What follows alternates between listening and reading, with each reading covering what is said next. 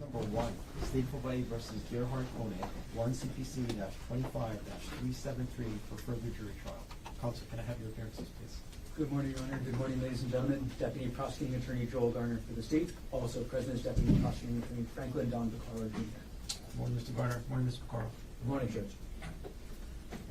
Good morning, Your Honor. Good morning, ladies and gentlemen. Thomas Otake and Matthew Dirks on behalf of Gerhardt Konig, who is present. Good morning, Mr. Otake. Good morning, Mr. Dirks. Good morning. Good morning, Dr. Konig. Gentlemen, you can all be seated.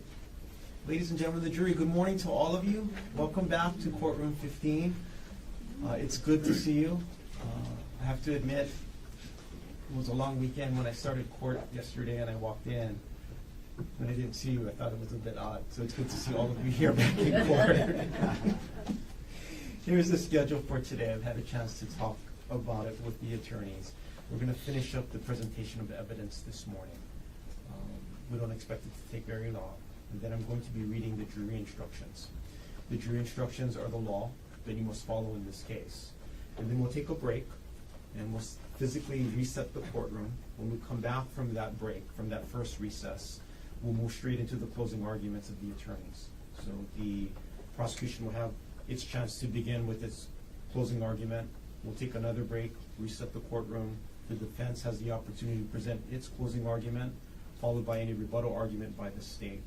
Once the closing arguments are done, I will have the final charge to the jury, and I'm going to ask the 12 jurors that are going to deliberate in this case to go into the jury deliberation room to begin consideration of the case.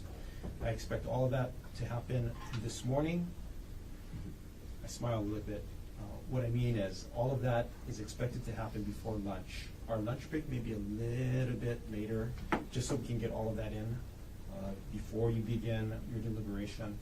As you already know, lunch is going to be brought in for the deliberating jurors. So that's the schedule that we're looking at. Lunch maybe a little bit later than 12:30, but hopefully not too much later. So that's the schedule for today. Before we continue, does anybody need any more notebooks, any pens? I see no hands. Mr. Otake, does the defense wish to present any other evidence in this case? Yes, Your Honor. The defense will recall Detective Thomas E. Numa to the stand. Please.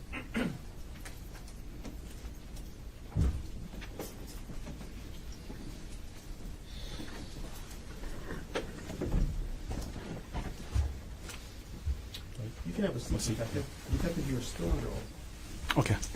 Good morning, Detective. Good morning. Just a few follow-up questions. I'm going to keep this short, but there's a few things I wanted to ask you about. You testified last week when you were called in a case by the state and asked questions by the prosecutor. You testified about your search of Gerhardt's computer and how you went through a number of files that were seized pursuant to the search warrant, correct? Yes. You worked with Mr. Gardner, the prosecutor, in preparing for trial in terms of going through the computer documents and your testimony, yes? I work with the lead detective, but as far as the exhibits, the prosecutor's office were in charge of it. Yeah, so you worked primarily with the lead detective, but the prosecutor's office and worked with HPD to settle in on the exhibits, yes? Yes. Now, one of the things that the prosecutor focused on in his questioning of you and in his questioning of Gerhardt, Objection, argumentative, and beyond the scope. Oh, let him set up the question. Please ask. related to the files seized, one of the things you're asked about was the last access timestamp on the files. You remember testifying about that? Yes. And isn't it true, Detective, computer operating systems like Windows records when files were last accessed, yes? Yes. And then you use the Magnet Axiom software in this case to pull certain files that you're allowed to pull by the search warrant, yes? Yes. Axiom then reports, amongst other information, what is called the last access time for those files, yes? Yes. And that's the last access timestamp generated by the computer system, yes? Yes. Now, Detective, isn't it true computers routinely access files on their own without human action, correct? Yes. For example, operating system processes sometimes access files, yes? Yes. Search indexing functions on a computer can access files, yes? Yes. Antivirus or security scans can access files, yes? Yes. Backup or sync programs can access files, yes? Yes. All of those can access files. A computer can access a file doing those things without any human clicking on or viewing the file, correct? Yes. And when a computer accesses files that way, it will often update the last access time, yes? Yes. Even though it was not a human that accessed the file, correct? Yes. And you talked about your experience and the training that you've gone through to become qualified as an expert in computer forensics. Have you read literature related to computer forensics and the appropriate use of these timestamps? Yes. Isn't it true that there is literature that cautions computer forensic examiners from drawing too strong of an inference from the last access timestamp because of this issue related to computers accessing files instead of humans? Have you read literature that talks about that? Yes. Now, to be fair, the search warrant only allowed you to look at some files that were accessed, yes? Yes, just within the time frame in 32 items. Yeah, the search terms, right? Yes. So you didn't have access to all of the files that may have been opened or accessed during that time period, correct? Yes. And that being said, you cannot rule out with certainty that some of the last accesses you discussed last week may have been caused by automated processes instead of a human, correct? You cannot rule that out with any degree of certainty. Well, Yes, that's correct. Based on the data I received, yeah, I cannot rule it out. Okay. Thank you, Detective. No further questions. Mr. Garner, any cross-examination? Yes. Please. Okay. Good morning, Detective. Good morning. Welcome back. All right.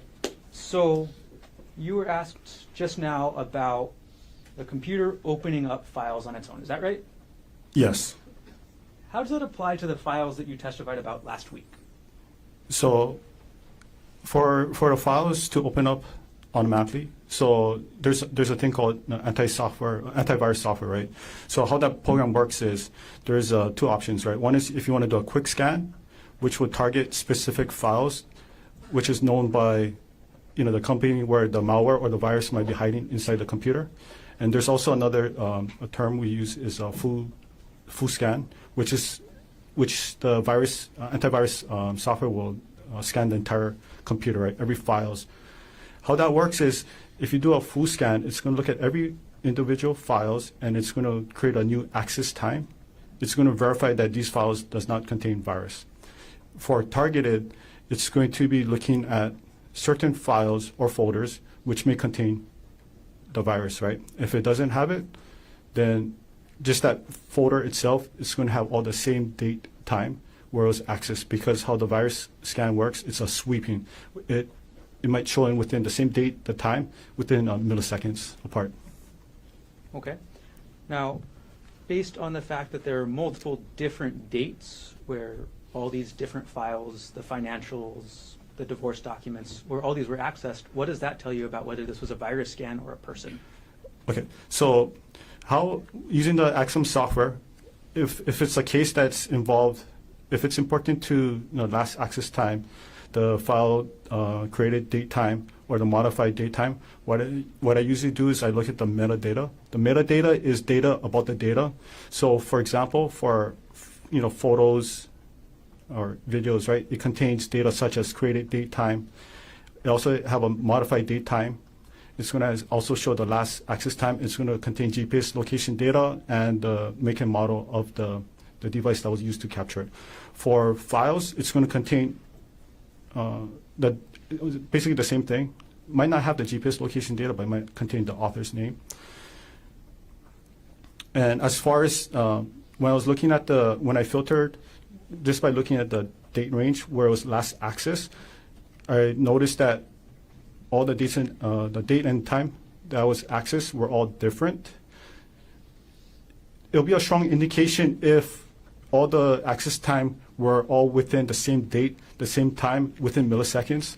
If it shows that there was over 50 files that were accessed at the same second, then that would be a strong indicator that there was some kind of automated software that accessed all of them, and it's humanly impossible to open up 50 files within a second. Okay, so let's focus on the files from the defendant's folder that we talked about last week about divorce. Those files were accessed between December 2024 and February 2025. Is that right? Yes. On at least 4 different days, correct? Yes. And what does that tell you about whether it's human access or antivirus software or automatic access? Okay. So just based on the limited data that I received, it appears that it was likely a human action that caused it, because if the antivirus software went into that folder, it's going to do a sweep of all the files within that folder. It's not going to just individually pick one file for that day, come back a couple days later, look for another file, and so on. So overall, the file access that you talked about last week, is that more consistent, or that file access that you talked about last week is more consistent than with user access than automated access, correct? Based on the data that I had, yes. Thank you. No further questions. Reader. Detective, you said based on the data that you had, and you said based on the limited data I recovered, it appears more likely to be human. But you say based on the limited data because you didn't have all the data to look at what other files may have been open at that time, correct? Yeah, so yeah, correction. So based on the limited data, it appears that it was a human Okay. action, but I'm not certain because I'll need the full access to the computer. Thank you, Detective. Nothing further. Any other questions for Detective Meany? No, thank you. Detective, thanks for coming back. Okay, Please thank sit you. down.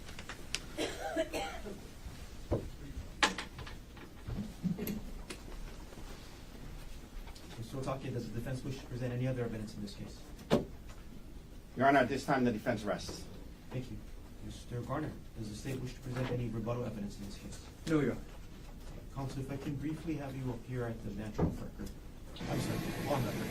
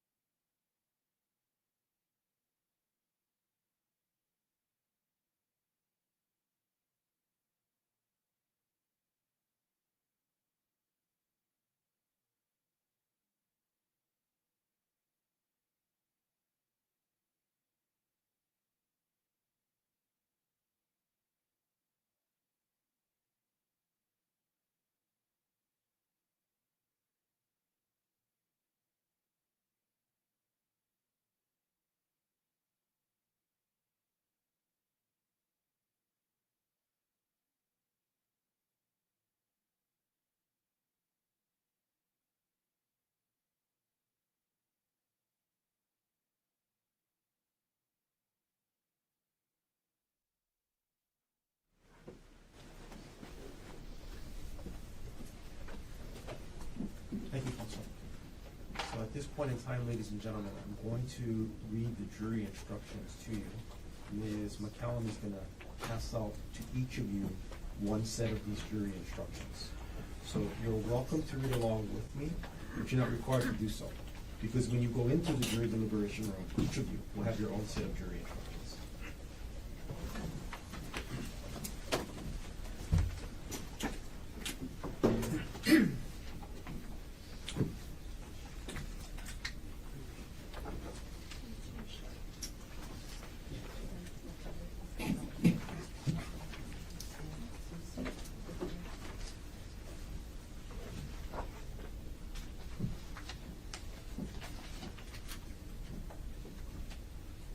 Mr. Short.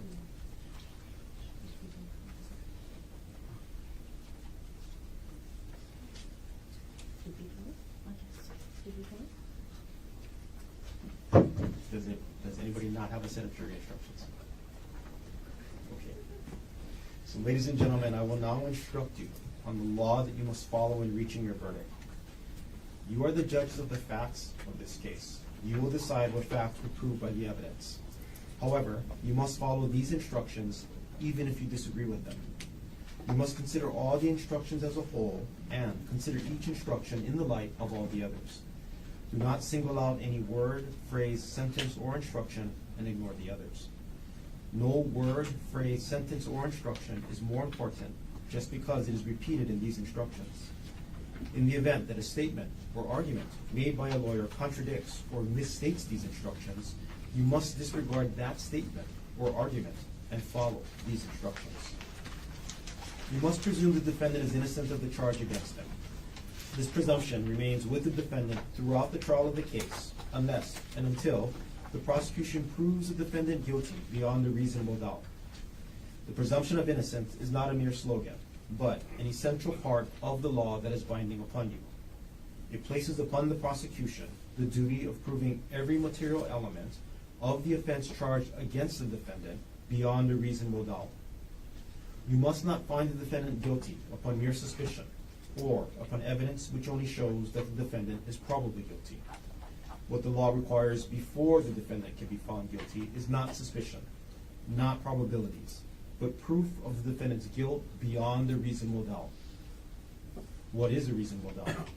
It is a doubt in your mind about the defendant's guilt, which arises from the evidence presented or from the lack of evidence, and which is based upon reason and common sense. Each of you must decide individually whether there is or is not such a doubt in your mind after careful and impartial consideration of the evidence. Be mindful, however, that a doubt which has no basis in the evidence presented, or the lack of evidence, or reasonable inferences therefrom, or a doubt which is based upon imagination, suspicion, or mere speculation or guesswork is not a reasonable doubt. What is proof beyond a reasonable doubt?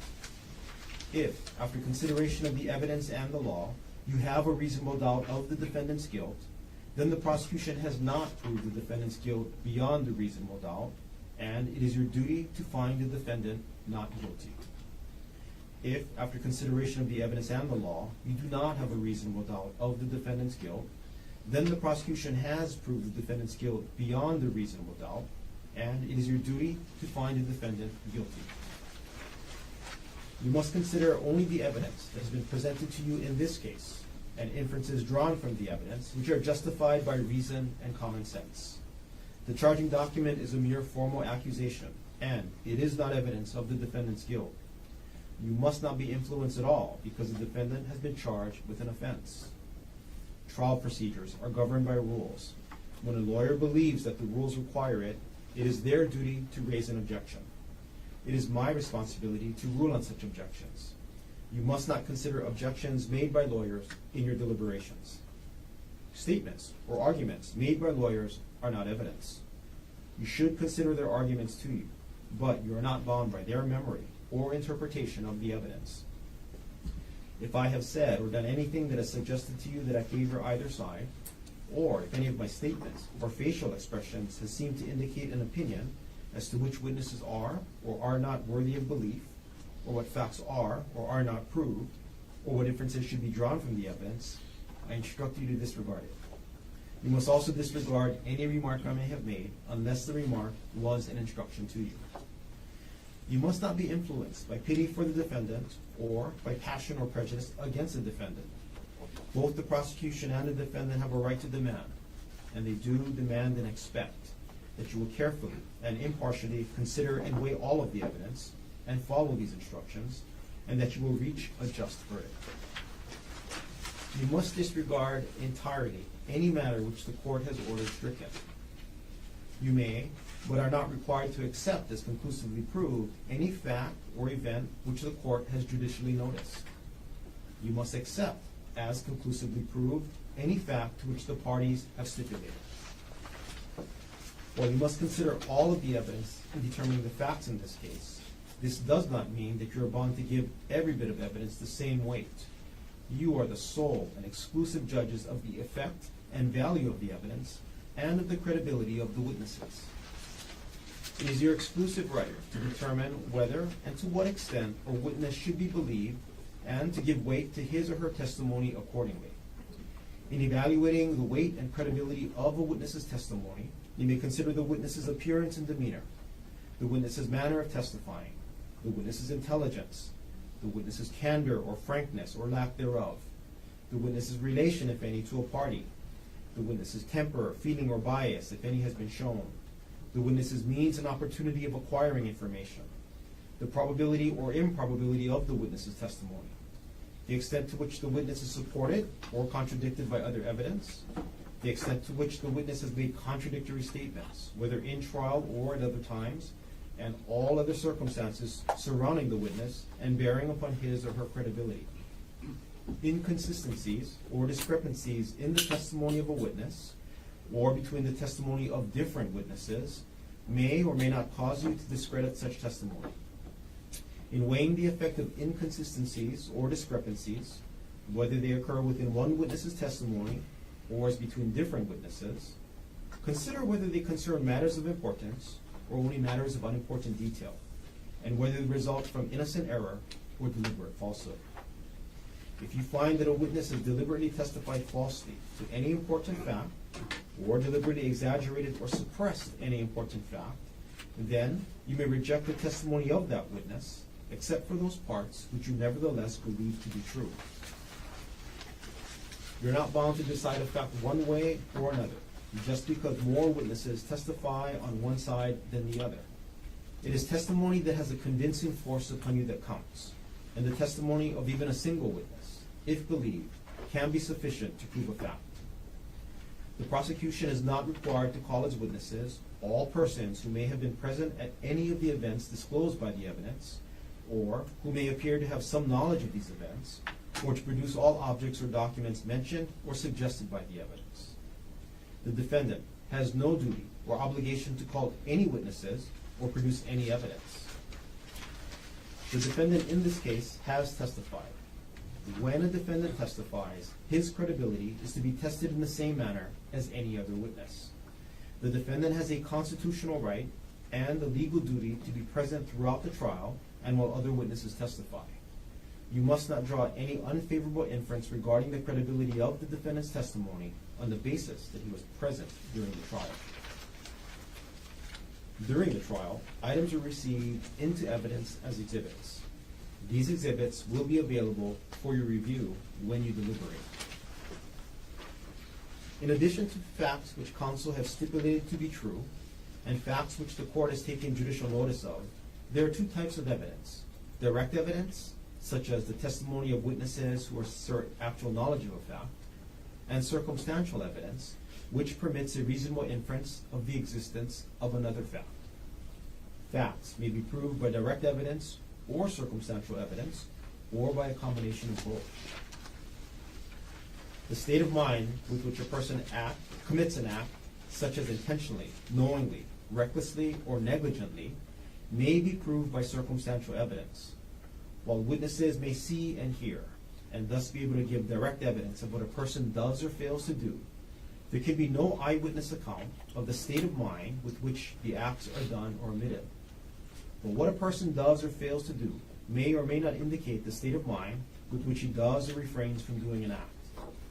A person is not guilty of an offense unless the state proves beyond a reasonable doubt that the person acted with the required states of mind, as these instructions specify, with respect to each element of the offense.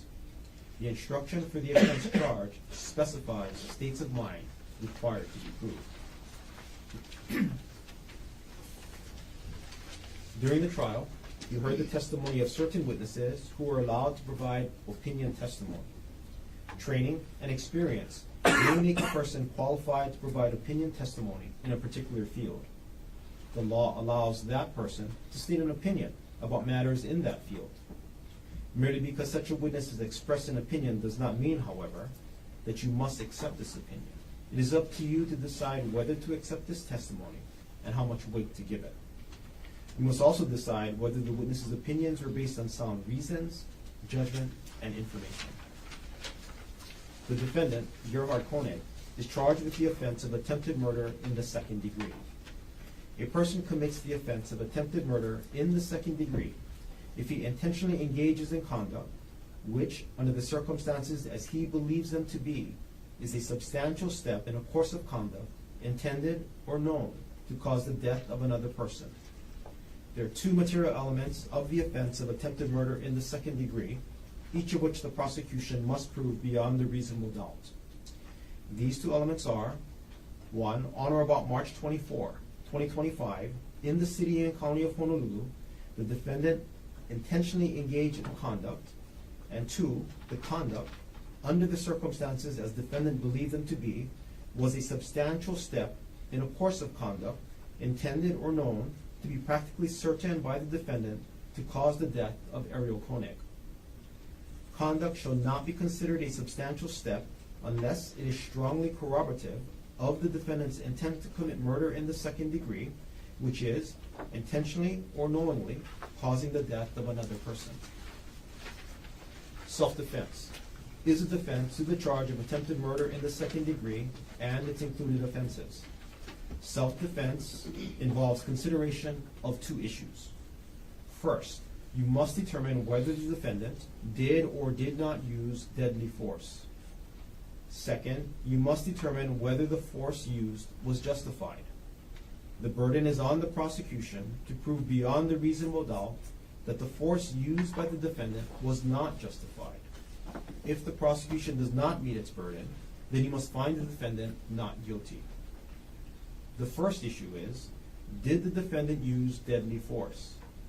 Deadly force means force which the defendant uses with the intent of causing, or which he knows to create a substantial risk of causing, death or serious bodily injury. Force means any bodily impact, restraint or confinement, or the threat thereof. If you determine that the defendant used deadly force, then you are to proceed to the section of this instruction entitled Deadly Force Used. If you determine that the defendant did not use deadly force, then you are to proceed to the section in this instruction entitled Deadly Force Not Used. The determination of whether or not the defendant did or did not use deadly force must be unanimous. You must then follow the law in the applicable section to determine the second issue, which is whether the force used by the defendant was justified. Deadly force used.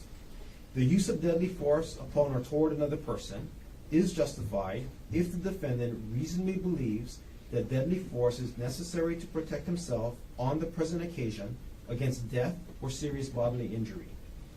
The reasonableness of the defendant's belief that the use of protective deadly force was necessary shall be determined from the viewpoint of a reasonable person in the defendant's position under the circumstances of which the defendant was aware, or as the defendant reasonably believed them to be when the deadly force was used.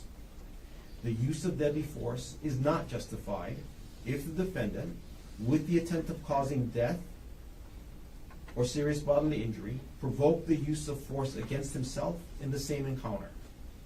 The use of deadly force is not justifiable if the defendant knows that he can avoid the necessity of using such force with complete safety by retreating.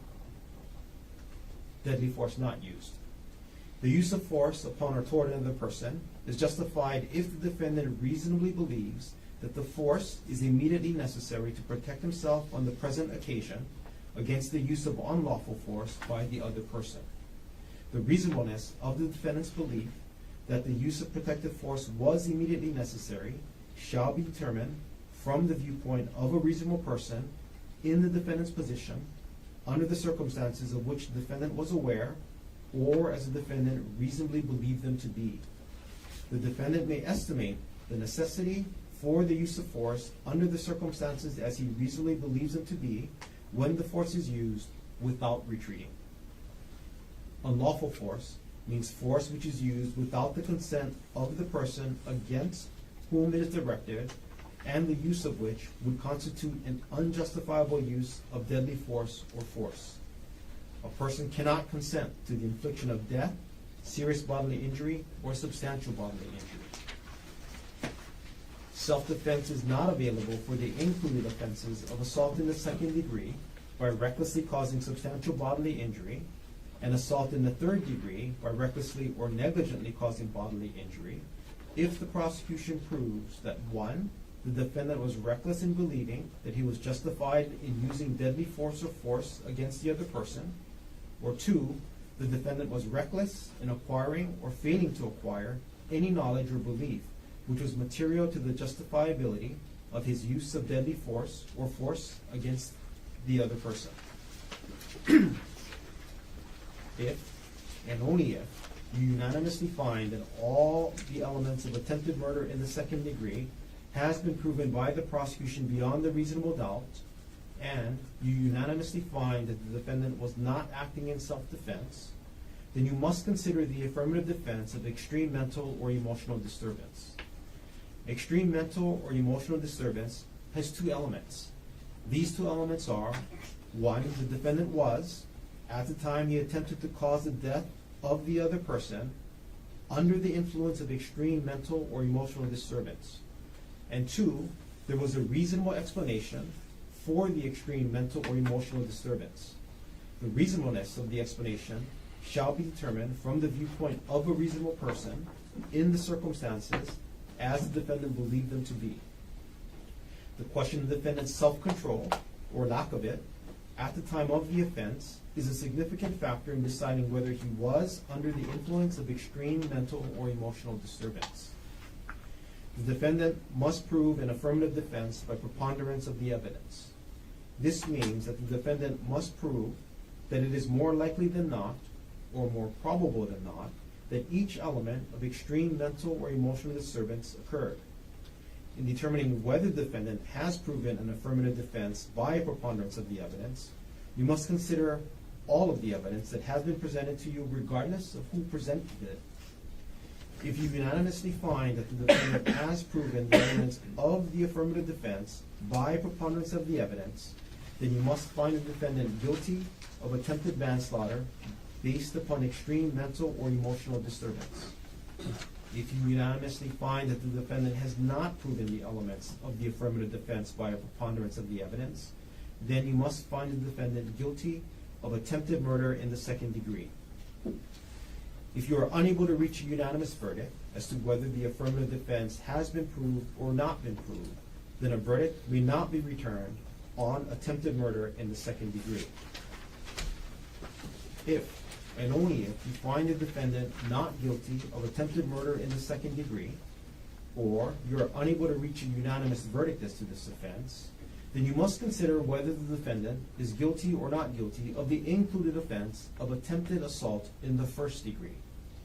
A person commits the offense of attempted assault in the first degree if he intentionally engages in conduct under the circumstances as he believes them to be, constitutes a substantial step in a course of conduct intended to culminate in his commission of assault in the first degree. There are two material elements of the offense of attempted assault in the first degree, each of which the prosecution must prove beyond a reasonable doubt. These two elements are, one, on or about March 24, 2025, in the city and county of Honolulu, the defendant engaged in conduct which, under the circumstances as the defendant believed them to be, was a substantial step in a course of conduct intended by the defendant to culminate in the commission of assault in the first degree. And two, the defendant engaged in such conduct intentionally. Conduct shall not be considered a substantial step unless it is strongly corroborative of the defendant's intent to commit assault in the first degree. The defendant commits the offense of assault in the first degree if he intentionally or knowingly causes serious bodily injury to Arielle Konig. If and only if you find a defendant not guilty of attempted assault in the first degree, or you're unable to reach a unanimous verdict as to this offense, then you must consider whether the defendant is guilty or not guilty of the included offense of assault in the second degree. This offense can be committed in one of two ways: assault in the second degree, substantial bodily injury, or assault in the second degree, dangerous instrument. As to the first alternative, a person commits the offense of assault in the second degree, substantial bodily injury, if he intentionally, knowingly, or recklessly causes substantial bodily injury to another person.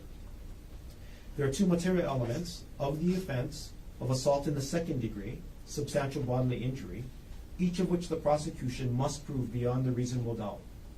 These two elements are, one, on or about March 24, 2025, in the city and county of Honolulu, the defendant caused substantial bodily injury to Arielle Konig. And two, the defendant did so intentionally, knowingly, or recklessly. As to the second alternative, a person commits the offense of assault in the second degree, dangerous instrument, if he intentionally or knowingly causes bodily injury to another person with the dangerous instrument. There are three material elements of the offense of assault in the second degree, dangerous instrument, each of which the prosecution must prove beyond a reasonable doubt. These three elements are: 1, on or about March 24, 2025, in the city and county of Honolulu, the defendant caused bodily injury to Arielle Konig, and 2, the defendant did so with a dangerous instrument, and 3, the defendant acted intentionally or knowingly as to elements 1 and 2. We are to consider each alternative of assault in the second degree separately. The fact that you may find one of the alternatives has or has not been proved beyond the reasonable doubt does not mean that you must reach the same decision with respect to the other alternative. In order to find that the offense of assault in the second degree has been proved, you must unanimously agree that the same alternative, or both of the alternatives, have been proved beyond the reasonable doubt. Proof beyond the reasonable doubt of one or both of the alternatives will result in the conviction of only one offense of assault in the second degree. If, and only if, you find a defendant not guilty of assault in the second degree, or you are unable to reach a unanimous verdict as to any of the alternatives, then you must consider whether the defendant is guilty or not guilty of the included offense of assault in the third degree. This offense can be committed in either of two ways: assault in the third degree, bodily injury, or assault in the third degree, dangerous instrument. As to the first alternative, a person commits the offense of assault in the third degree, bodily injury, if he intentionally, knowingly, or recklessly causes bodily injury to another person. There are two material elements of the offense of assault in the third degree, bodily injury, each of which the prosecution must prove beyond a reasonable doubt. These two elements are: 1, on or about March 24, 2025, in the city and county of Honolulu, the defendant caused bodily injury to Arielle Konig.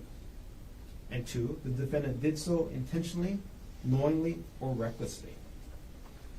As to the second alternative, a person commits the offense of assault in the third degree, dangerous instrument, if he negligently causes bodily injury to another person with a dangerous instrument. There are three material elements of the offense of assault in the third degree, dangerous instrument, each of which the prosecution must prove beyond a reasonable doubt. These three elements are: 1, on or about March 24, 2025, in the city and county of Honolulu, the defendant caused bodily injury to Arielle Konig, and 2, the defendant did so with a dangerous instrument, and 3, the defendant acted negligently as to elements 1 and 2.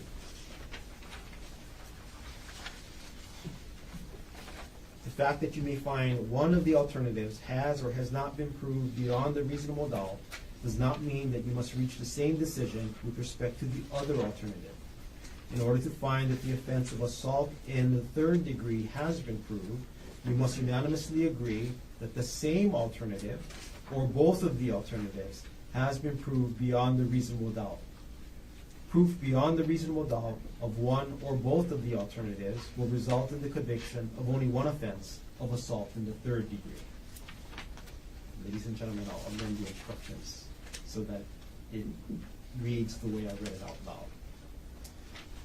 If and only if you find that the prosecution has proved the offense of assault in the third degree beyond a reasonable doubt, then you must also consider whether the fight or scuffle was entered into by mutual consent, whether expressly or by conduct. You must determine whether the prosecution has proven beyond a reasonable doubt that the fight or scuffle was not entered into by mutual consent. This determination must be unanimous, and it is to be indicated by answering yes or no on a special interrogatory that will be provided to you. Dangerous instrument means any weapon, device, instrument, material, or substance, whether animate or inanimate, which, in the manner it is used, or is intended to be used, is known to be capable of producing death or serious bodily injury. Serious bodily injury means bodily injury which creates a substantial risk of death, or which causes serious permanent disfigurement, or protracted loss or impairment of the function of any bodily member or organ. Substantial bodily injury means a major avulsion, major laceration, or major penetration of the skin, or a burn of at least second-degree severity, or a bone fracture, or a serious concussion, or a tearing, rupture, or corrosive damage to the esophagus, viscera, or other internal organs. Bodily injury means physical pain, illness, or any impairment of physical condition. A person acts intentionally with respect to his conduct when it is his conscious object to engage in such conduct. A person acts intentionally with respect to attendant circumstances when he is aware of the existence of such circumstances or believes or hopes that they exist. A person acts intentionally with respect to a result of his conduct when it is his conscious object to cause such a result. A person acts knowingly with respect to his conduct when he is aware that his conduct is of that nature. A person acts knowingly with respect to attendant circumstances when he is aware that such circumstances exist. A person acts knowingly with respect to the result of his conduct when he is aware that it is practically certain that his conduct will cause such a result. A person acts recklessly with respect to his conduct when he consciously disregards the substantial and unjustifiable risk that the person's conduct is of the specified nature. A person acts recklessly with respect to attendant circumstances when he consciously disregards a substantial and unjustifiable risk that such circumstances exist. A person acts recklessly with respect to a result of his conduct when he consciously disregards a substantial and unjustifiable risk that his conduct will cause such a result.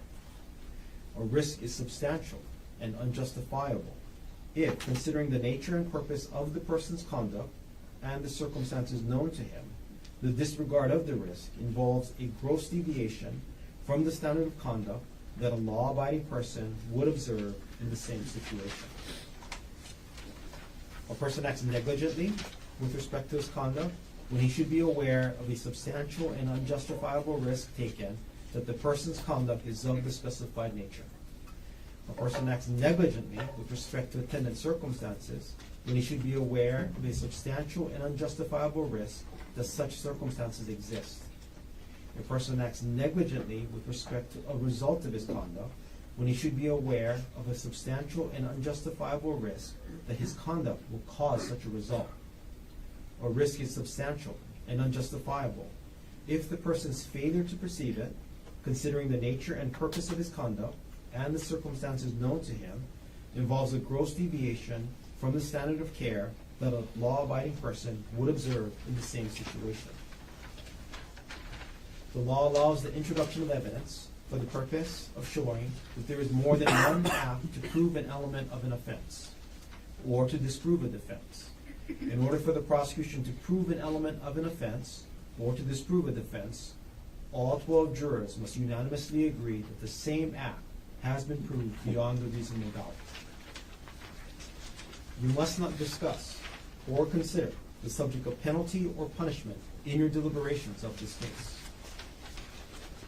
A verdict must represent the considered judgment of each juror, and in order to reach a verdict, it is necessary that each juror agree thereto. In other words, your verdict must be unanimous.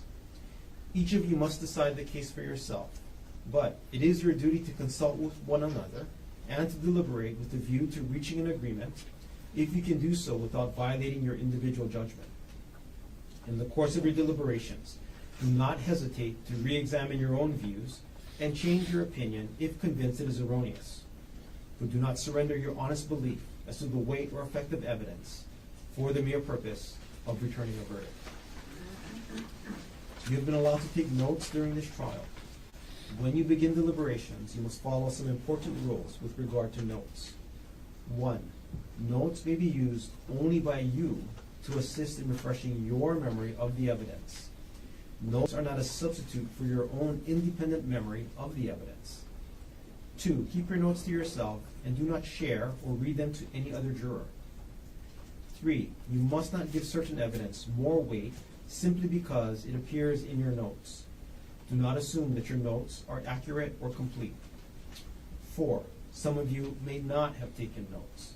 If you have not taken notes, You should rely on your memory of the evidence and should not be influenced by the fact that another juror took notes. Notes are not entitled to any greater weight than the memory of each juror as to what the testimony may have been. Anytime you leave the room during deliberations, leave your notes face down on your chair. 6, if you go home overnight without reaching a verdict, your notes will be kept by the court and returned to you at the start of the next day. Your notes will not be read by anyone. 7, after you've reached a verdict, your notes will be collected and destroyed. At the start of your consideration of this case, elect one of your members as foreperson to preside over your deliberations and be your spokesperson in court. You may take such time as you feel is necessary for your deliberations. You may inform the court if you have any questions about or do not understand the court's instructions. When you reach a verdict, the foreperson is to sign and date the verdict, an appropriate form for which will be given to you. When you begin your deliberations, and until you are through with your consideration of this case, or you are otherwise excused by the court, it is necessary that you remain together as a body. Court personnel will be sworn to attend you and take care of any personal problems you may have and see to your comfort. If you need to communicate with the court, send a note through the bailiff. Please do not attempt to communicate with the court except in writing. During the course of this trial, you have received all of the evidence you may consider to decide the case. You must not attempt to gather any information on your own which you think might be helpful. Do not engage in any outside reading on any matter having anything to do with this case. Do not refer to dictionaries or other outside sources. Do not visit any places mentioned in the case. Do not in any other way try to learn about the case outside the courtroom. During your recesses from deliberations, when you are released to go home in the evening, you must not discuss this case with anyone or permit anyone to discuss this case with you. You must not read or listen to news accounts about this case if there are any. You must not discuss this case with any person other than your fellow jurors. You must not review to the court or to any other person how the jury stands, numerically or otherwise, until you have reached a unanimous verdict and it has been received by the court. You may bring in either one of the following verdicts. 1, not guilty. Or 2, guilty as charged of attempted murder in the second degree. Or 3, guilty of attempted manslaughter based upon extreme mental or emotional disturbance. Or 4, guilty of attempted assault in the first degree. Or 5, guilty of assault in the second degree. Or 6, guilty of assault in the third degree. Your verdict must be unanimous. After a verdict has been reached and your foreperson has signed and dated the verdict form, you will notify the bailiff and court will be reconvened to receive the verdict. Okay, ladies and gentlemen, we'll take our first morning recess. You leave your notebooks on your chair along with your set of jury instructions. As I indicated, the jury instructions, these 2 pages will be amended. So 2 pages will be replaced. So the written instructions that you have will be as I read them out loud here in court. Okay, we'll take a recess. We'll take a 15-minute recess. Ms. McCallum will come get you at 10:10. When we come back in, we'll continue on or start with the summation or closing arguments of the parties. All rise.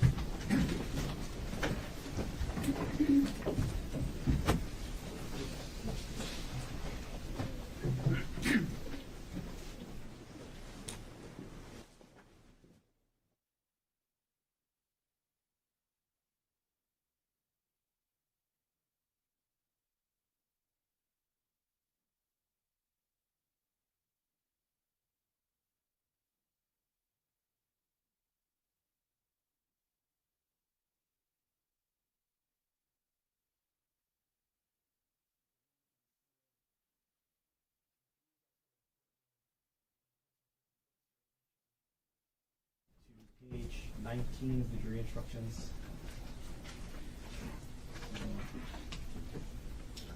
Page 19 references guilty of murder in the second degree. The court read attempted murder in the second degree. So it should be amended. Last sentence in the first paragraph, the words between of and murder, the word attempted should be inserted. Same change, last sentence of the instruction, it should be attempted murder in the second degree. That's how it was read to the court. Mr. Garner, any objections to the amendment to the instructions? No objections. How about you, Mr. Otake? This is on page 19, correct? Yes, sir. Yes, sir. In the two places where it said murder instead of attempted? Correct. Yeah, no problem. And Thank you. then one more change, counsel. Page 24, and I need you to take a look at not just page 24, but also page 22. I read to the jury the last paragraph that's in page 22 that is not on page 24, indicating that, again, they need to consider the alternatives separately. They must be unanimous if they're going to come back on an alternative or both alternatives, and that if they do come back on two, it results in only a singular conviction. It mirrors the language in page 2, except it's assault in the third degree. As it was read, and to the amendment, Mr. Garner? No objection. How about you, Mr. Otake? No objection, thank you. Okay, no. As the instructions are read to the jury, counsel, any objections to the instructions as a whole, other No. than what we've already settled on the record? Other than our previous objections, nothing new. None from the state. And Mr. Garner, have you had the opportunity to review the proposed verdict forms, special interrogatory, and communication forms? Yes. Any objections? No. How about you, Mr. Otake? No objections, I did review it. Okay. Anything we should take up before we take our recess? Nothing from the state. Just that we're gonna take a break after, I'd ask that I think we need to take a break after the state's closing, so I can set up and also show the state my PowerPoint at that point. That's fine. Yeah. I intended that anyway. I did have one more thing. I'm sorry. I'm glad I remembered it. The normal course of closing is the state, take the break, defense, okay, and then go straight into the state's rebuttal. Correct. If the defense is going to argue the affirmative defense of extreme or emotional disturbance, then the defendant has to rebuttal. We didn't discuss that, but that is the state.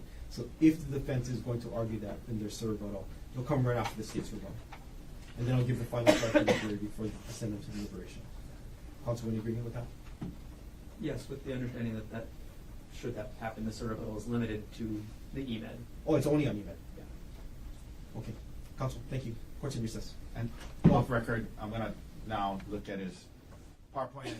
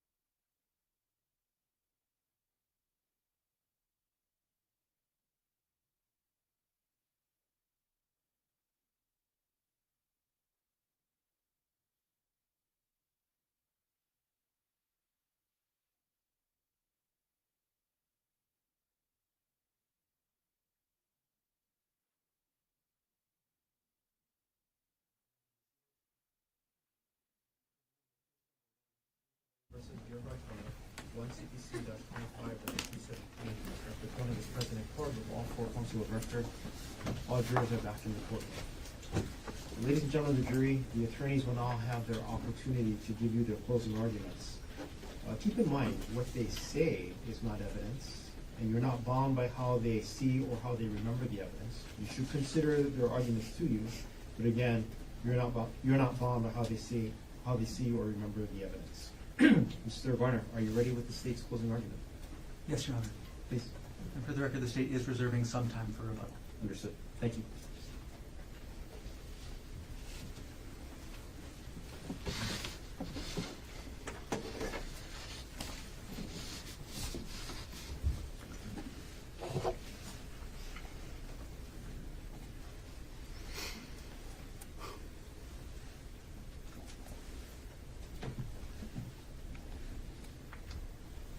A motive,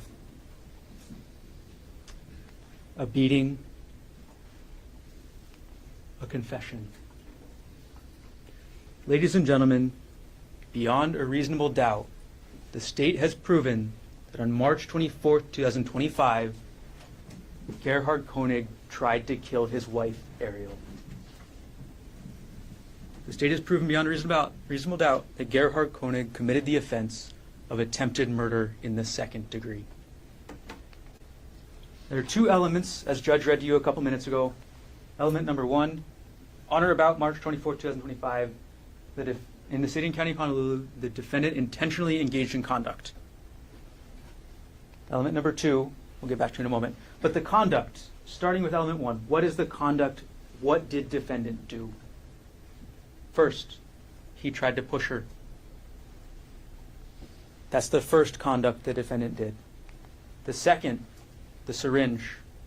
He tried to inject her with an unknown substance.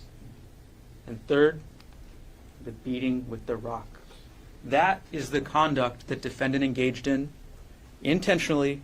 That is the conduct that we are here to talk about for the last several weeks and for today. The second element,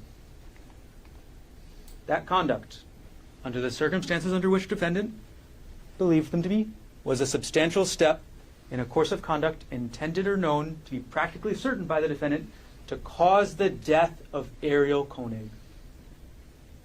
So element number one, simple, it's conduct. Element number two defines what that conduct is, what it's meant to do. And the conduct in this case was meant to kill. The intent behind each one, plan A, the push, the intent was to kill. When plan A didn't work, the defendant moved on to plan B. Plan B, inject her with the syringe, knock her out, push her off the cliff. The intent behind plan B was to kill.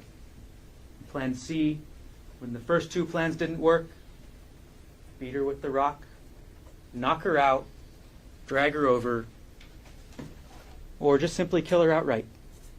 The intent behind every single plan was to kill Arielle. Every plan, every backup plan ends in Arielle's death. The substantial step starts with the plan. The plan's in yellow because it's not a substantial step yet, it's just a plan. Next, the hike. Again, it's in yellow because he hasn't taken that last step. That last step to show he's committed to carrying out that plan, that shows he's committed to killing Arielle. The first time you get that is with the push.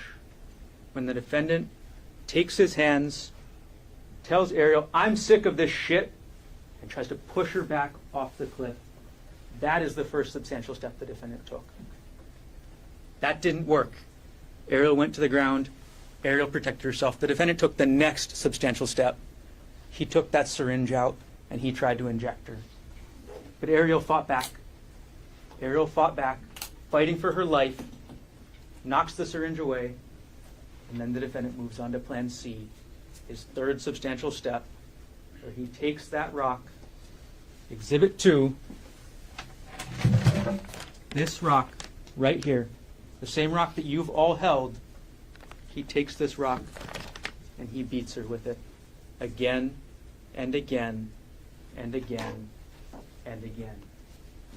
Those 3 steps are the substantial steps the defendant took to carry out his plan to kill Arielle Konig.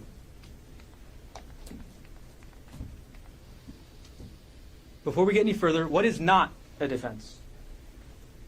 The result of the defendant's conduct. The severity of Arielle's injuries, you'll hear many times trying to minimize them. That is not a defense. The law treats somebody the same, whether they're successful or not. The law treats you the same no matter how good you are at executing that plan, no matter how good you are at actually succeeding in killing somebody. The law treats you the same. As an example, somebody who tries to shoot somebody, who points a gun and tries to end a life, but misses, they've committed attempted murder the same way the defendant committed, in a similar way, in a similar idea as the way the defendant did it in this case. You cannot look only at the results to determine intent. You have to look at everything together. And when you look at everything, it shows one clear answer beyond a reasonable doubt, and that's that the defendant intended to kill her. Let's review how we got there. First, we have Arielle's testimony. She testified in 3 different areas. First, Arielle told you what happened on the Palipuka Trail on March 24th, 2025. She told you what happened when she went up the trail. She told you how she was afraid, how she was nervous about the heights. She told you how the defendant reacted. She told you what happened when she met up with the defendant later. That he pushed her, that she went to the ground, that he took the syringe, that she fought back, and then ultimately he took that rock, this same rock, and hit her in the head again and again.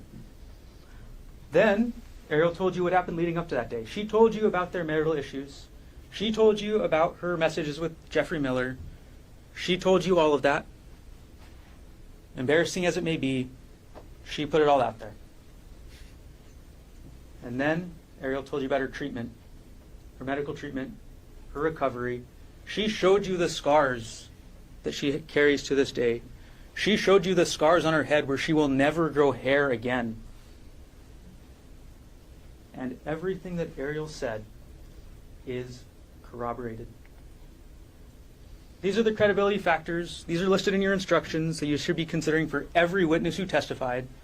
And we're not going to go through all of them right now, but there's a couple that are relevant for Arielle here. First, appearance, demeanor, intelligence, candor, frankness. Arielle testified in a straightforward, coherent manner. She testified clearly. There were no histrionics, barely any tears. It was straightforward. This happened, then this happened, then this happened. It was not over-dramatized. It was not over-exaggerated. It was straightforward and simple and coherent. She was open to cross-examination. When the answer was yes, she said, yes, sir. When the answer was no, she said, no, sir. And when she didn't know, she said she didn't know. But the last factor is the most important here. The extent to which Arielle's testimony is supported by other evidence. What this means, simply, is corroboration.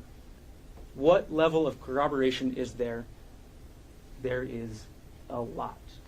Arielle is corroborated by the physical evidence, the scene and location, the rock, the blood evidence, the injuries, the medical supplies. Arielle is corroborated by the digital forensics. What was going on the defendant's computer corroborates what Arielle said.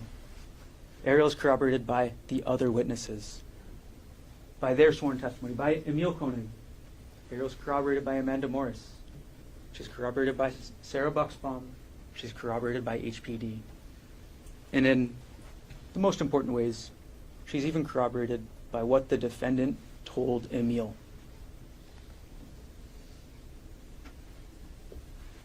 You've seen the photos of the scene. Arielle's testimony is corroborated. There's the cliff. It's right there. There's the bloody, the blood pool in the bush where the defendant was on top of her, where the defendant was hitting her. The physical evidence of the scene, the blood, the crushed plants, the location of this so close to the cliff edge, all corroborates Arielle. The physical evidence, the rock, corroborates Arielle.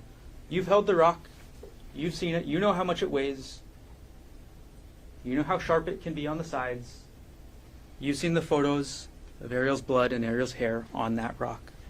The rock corroborates what Arielle said. The DNA evidence. The DNA evidence shows two things very clearly. One, every single sample that was positive for human blood had a likelihood ratio of over 1 trillion for Arielle Konig. Every single one. The blood on the rock, the blood on the samples from the trail, the blood all over defendant's shirt and shorts. Every single one had a likelihood ratio of over 1 trillion for Arielle. Reason and common sense tells you all of that blood is Arielle Konig's, not the defendant's. Second, Arielle Konig's DNA was on both sides of the rock. And think back. Think back to how Arielle demonstrated what she did. She held up her hand. She held up her hand trying to block the defendant. She suffered defensive injuries from it on her fingers, on her thumb, and that's how her DNA is on that rock. Because she touched it. Her touch DNA is on the rock because she touched that rock to try and stop the defendant. The search warrant of defendant's work bag on Maui corroborates Arielle's statement. It shows clearly, conclusively, that defendant had actual possession. Not some sort of theoretical, oh, he's a doctor, he can get this stuff. No, he had actual possession of syringes, he had actual possession of vials, he had actual possession of drugs that can kill. This isn't some, he could have gotten them, he had them. This corroborates Arielle's testimony. And more importantly, these drugs weren't stored in a controlled environment. They were stored in his home, where he had access. He could take them, didn't have to log them or anything, just remove them from his home and do whatever he wanted with them. This corroborates Arielle as well. Lastly, Arielle is corroborated by her injuries. The physical evidence of Arielle's injuries corroborates exactly what she said. Think of the injuries to the top of her head. The stellate laceration.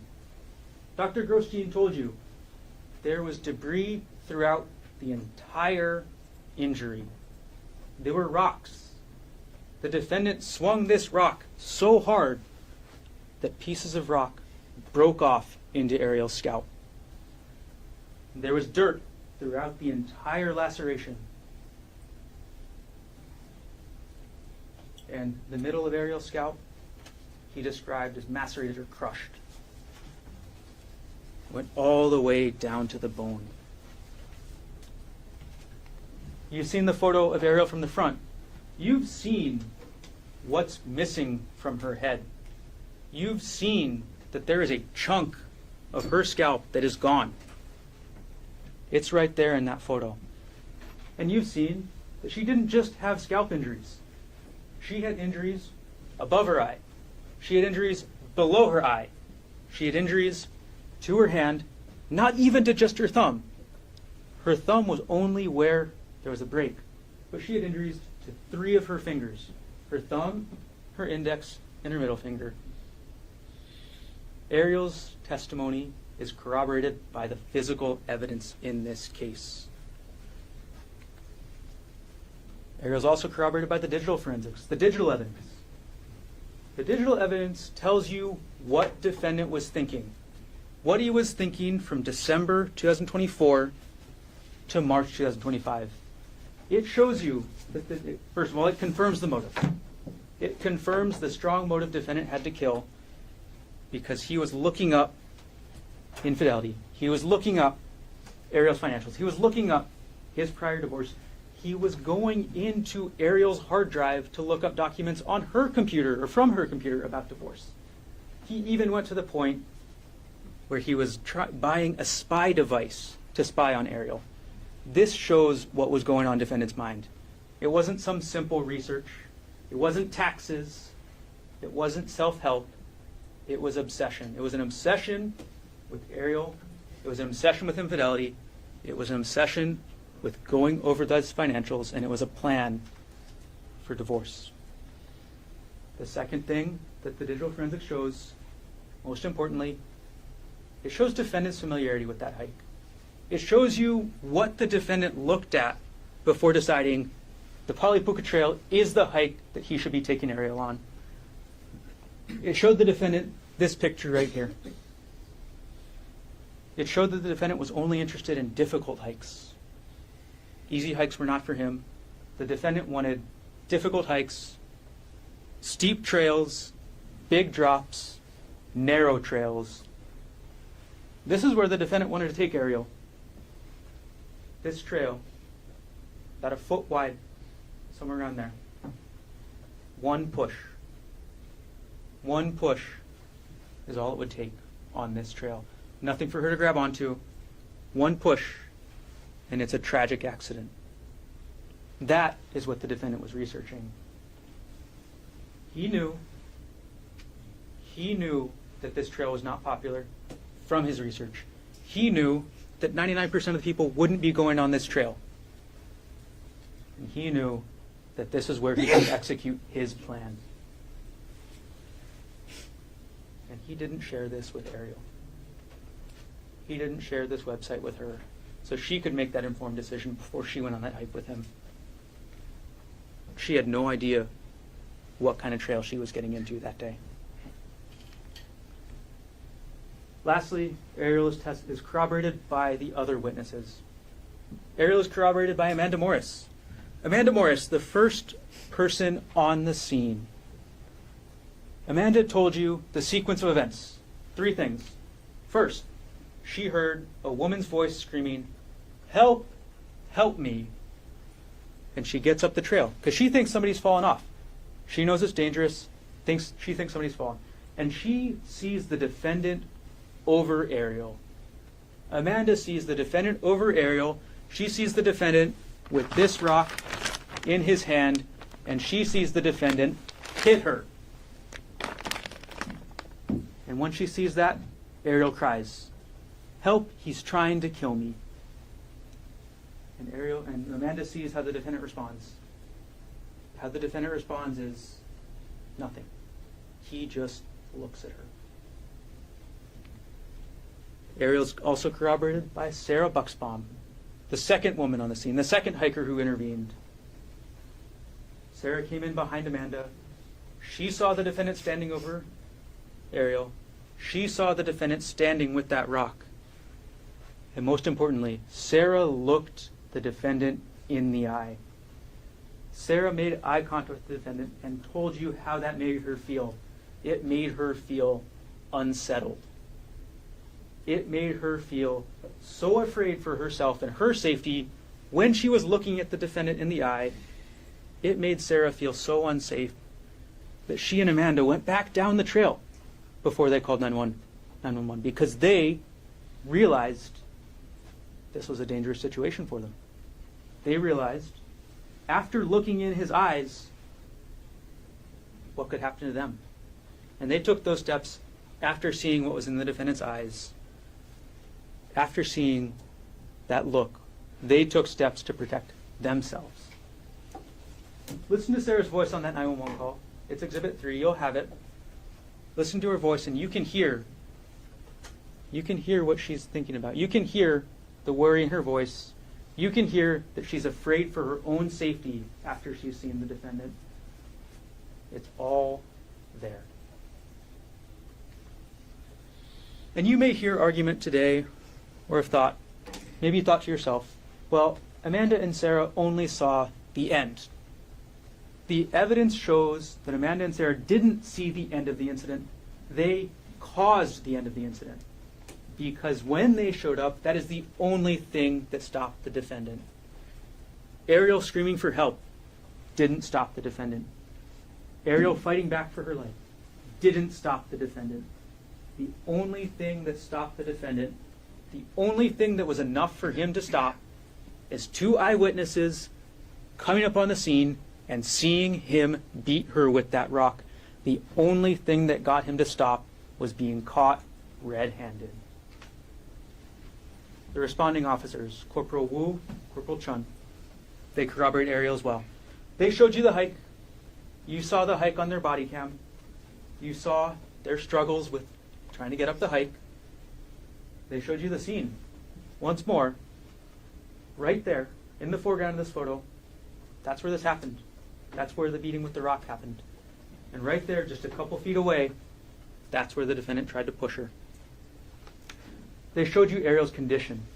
Arielle's condition immediately after the defendant did this. They showed you that. They showed you the closest thing to what the defendant last saw Arielle as. And they even caught it on their body cam. They even caught Arielle's condition as she states her name. Arielle Konig, Arielle.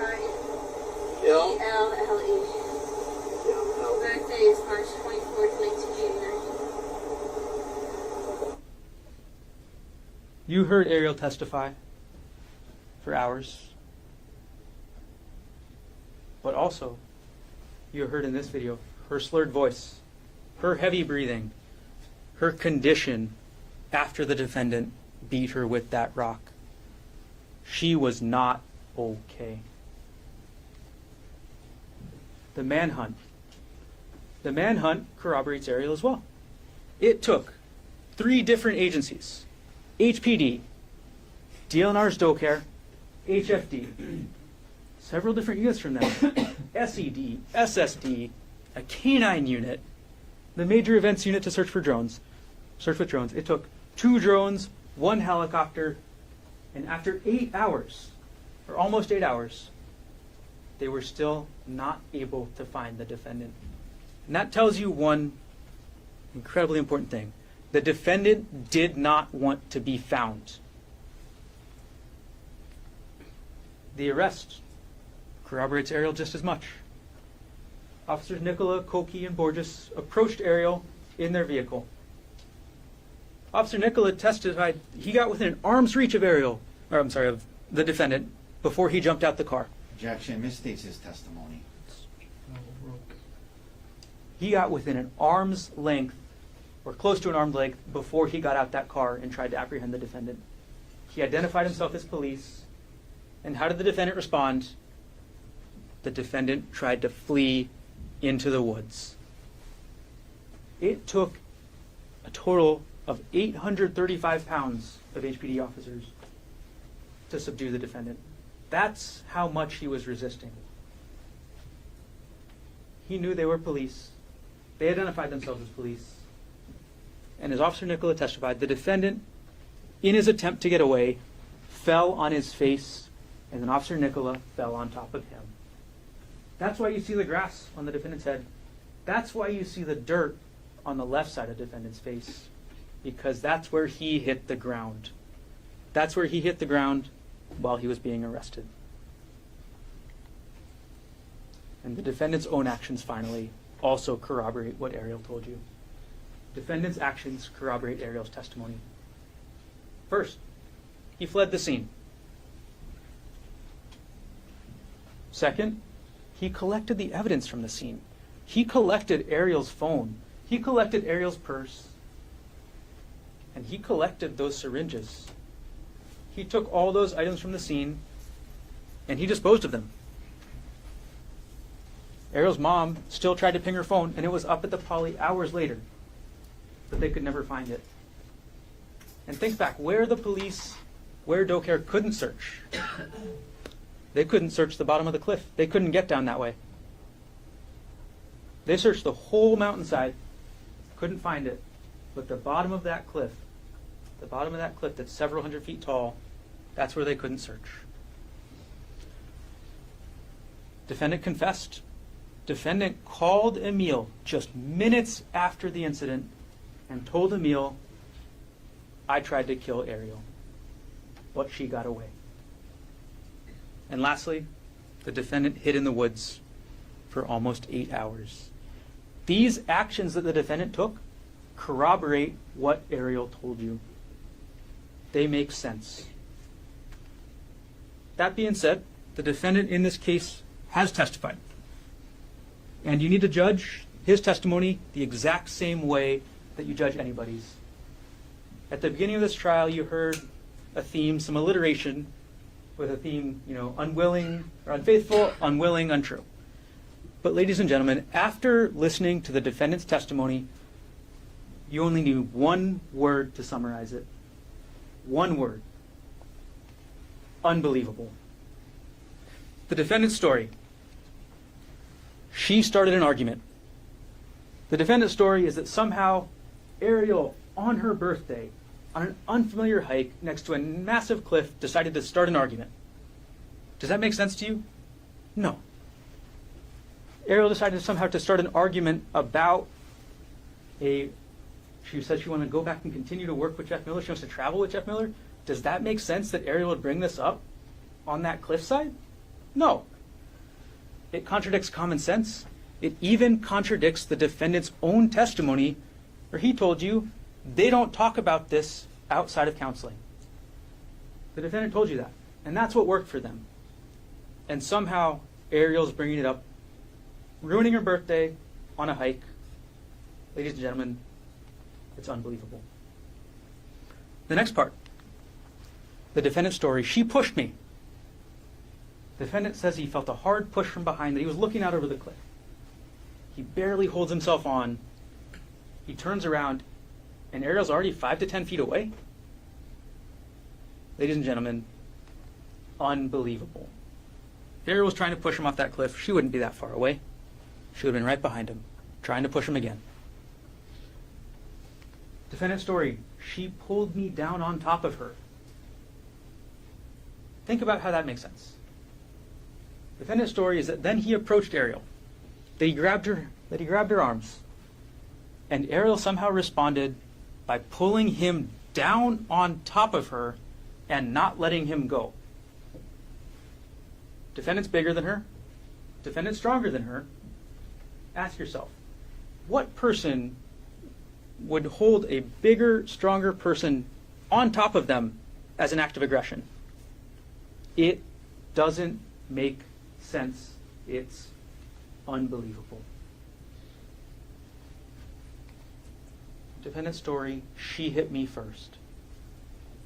Somehow while Arielle's sitting down, or while Arielle's underneath him, while he's in the position of power, while he's on top of her, the story is that Arielle held him down so he couldn't escape, grabbed his genitals, wrapped her legs around him, and then she picks up a rock and hits him in the face. And as the defendant told you, he said, she hit me one time really good, and that she keeps swinging. The same rock that the defendant used to beat Arielle? Really? The same rock that defendant has told you he only used 2 times, that he only hit her twice with. Ladies and gentlemen, it's unbelievable. The same rock, no. You can tell it's different injuries. This is the photo of the defendant immediately after his arrest. This is the photo of the defendant almost 8 hours after the incident up on the trail, after the defendant tried to kill Arielle. Yes, there's a small dark spot on his cheek. Is it a bruise? Is it dirt? I don't know. This is Arielle. The idea that this same rock caused these different injuries is unbelievable, ladies and gentlemen. The idea that Arielle could hit him really good, and that's it, it's unbelievable. This is the defendant at the hospital that night, and this is Arielle at the hospital on the same day. Again, minor bruise, major laceration. The idea that these injuries were caused by the same rock, completely unbelievable. You can only see that by looking at the next day. Look at the defendant 1 day later. There's nothing. There's no more. Arielle's got her head wrapped up. She's still got these injuries on her eye. The defendant's story is unbelievable. And lastly, the defendant told you that he wanted to turn himself in. That's what he was doing when he left the trail. Sunset was coming soon. The sun was getting low. But instead of doing the logical thing and walking down the trail where he knew the police would be, the defendant decides he has to come out of the forest onto the road. The defendant doesn't go back to the trailhead. He doesn't put his SIM card back in his phone. He doesn't turn his phone on because he's not trying to surrender himself. He's not trying to turn himself in. He's trying to escape. And that's why he ran when the police apprehended him. That's why he resisted. The defendant's story, unbelievable. The defendant's story, unlike Arielle's, where Arielle is corroborated, the defendant's story is filled with contradictions. The defendant is contradicted by Amanda and Sarah. Somehow, Arielle finally let go of his private parts, and then he just stands there and looks. He's not on the ground writhing in pain? Does that make sense? He says that she held on so hard that he couldn't escape. Does it make sense that afterwards he would just stand there and stare? No. The defendant is contradicted by the physical evidence. He's contradicted by the fact that there's no blood of his up there. There's no evidence of injuries that support what defendant says happened. He's even contradicted by his own hired doctor. The defendant told you he hit her twice. No more. But even his own doctor said 2 to 3 hits to the scalp. Hits to the face. Hits to the fingers. So even the defendant's own witness shows that he hit her more than twice. He hit her, add them all up, 4, 5, 6, could be any of those times. He hit her again and again and again and again. And he only told you 2 times. Ladies and gentlemen, it's unbelievable. He told you he removed his SIM card with a paperclip. Well, State 72 through States 86, that's all the photos. That's all the contents of defendant's backpack. Where is that paperclip? He could have just as easily used that syringe. Open his SIM card, dispose of the syringe. Hiding evidence 2 ways at once. The substantial step again. He made the plan. He made the plan to go hiking that day. He didn't share with Arielle what hike they were going on. He didn't share the details of that hike with Arielle. He didn't share the dangers of that hike with Arielle because his plan was to push her off that cliff. So they start the hike, and Arielle deviates from the plan. Arielle doesn't go up to that section from the photo, the super narrow section with no trees. Arielle doesn't want to go up there. So the defendant improvises. The defendant takes a different cliff. The defendant sees his last chance when they take this selfie, his last chance before they get to that lower part of the trail, and he takes it. He takes that chance to try and push Arielle off. He takes that chance. He makes that substantial step. And plan A, the push, doesn't work. Arielle falls to the ground. He can't push her off anymore. So he takes that next step. He pulls out the syringe. Plan B. And he tries to stab her with it. Plan C, when that doesn't work, he takes that rock and he hits her well over 2 times. He hits her again. He hits her again. It doesn't matter that she's blocking. It doesn't matter that she's screaming. The only thing that gets him to stop is these 2 women who walk up. That's it. You have gotten instructions about self-defense. It should be clear. The defendant was using deadly force in this case. This rock is known to the defendant to cause death or serious bodily injury You don't need to be a doctor, although he is. And he's actually treated patients who've had rocks fall on them. So the defendant is well aware of the damage that he was doing. He's more than aware because it was his intent. It was his intent to cause that damage. It was his intent to cause death. So yes, it is clear the defendant was using deadly force. And because of that, self-defense doesn't apply. Or self-defense does apply, but defendant cannot claim it because he was the initial aggressor. He was the one who started the physical altercation. He was the one who used deadly force. And lastly, he had a duty to retreat. When using deadly force, before you use that deadly force, the law states you have a duty to retreat. And the defendant didn't do that. Incomplete statement on the law. Objection overruled. Ladies and gentlemen, the court instructed you on what the applicable law is. You need to follow the court's instructions as read out to you and as it's provided in the jury instructions that you have. The defendant did not follow the law. The defendant attacked her.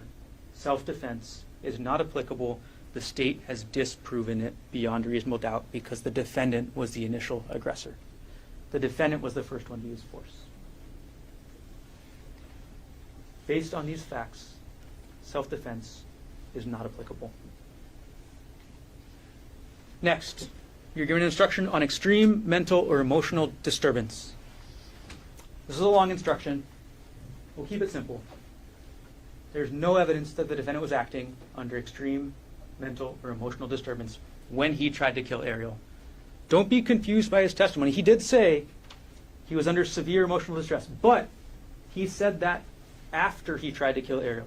He said he was under severe emotional distress after he started to think about how this would affect his job, how this would affect his life. He was under severe emotional distress after he began to think about the consequences of his actions and how his actions would affect himself. That's what that is. The defendant was not under extreme mental or emotional disturbance when he tried to kill her. He only became that way when he began to think about the consequences. The second part of that instruction states that the defendant's self-control, the defendant's logical thinking is important here. It shows the defendant, when plan A didn't work, he moved to plan B. When plan B didn't work, he moved to plan C. And when he got caught, he fled the scene, he hid the evidence, and he hid himself. That shows the defendant was using logical thinking. The defendant was solving problems as they came. He was not acting under extreme mental or emotional disturbance. Okay. You got a list of other included offenses. You got a list of a bunch of assault charges that are included in the attempted murder and second-degree charge. When you think about those, just think one thing. He did more. This is what he did. Assault in the third degree, causing bodily injury. Ladies and gentlemen, that means physical pain. He did more.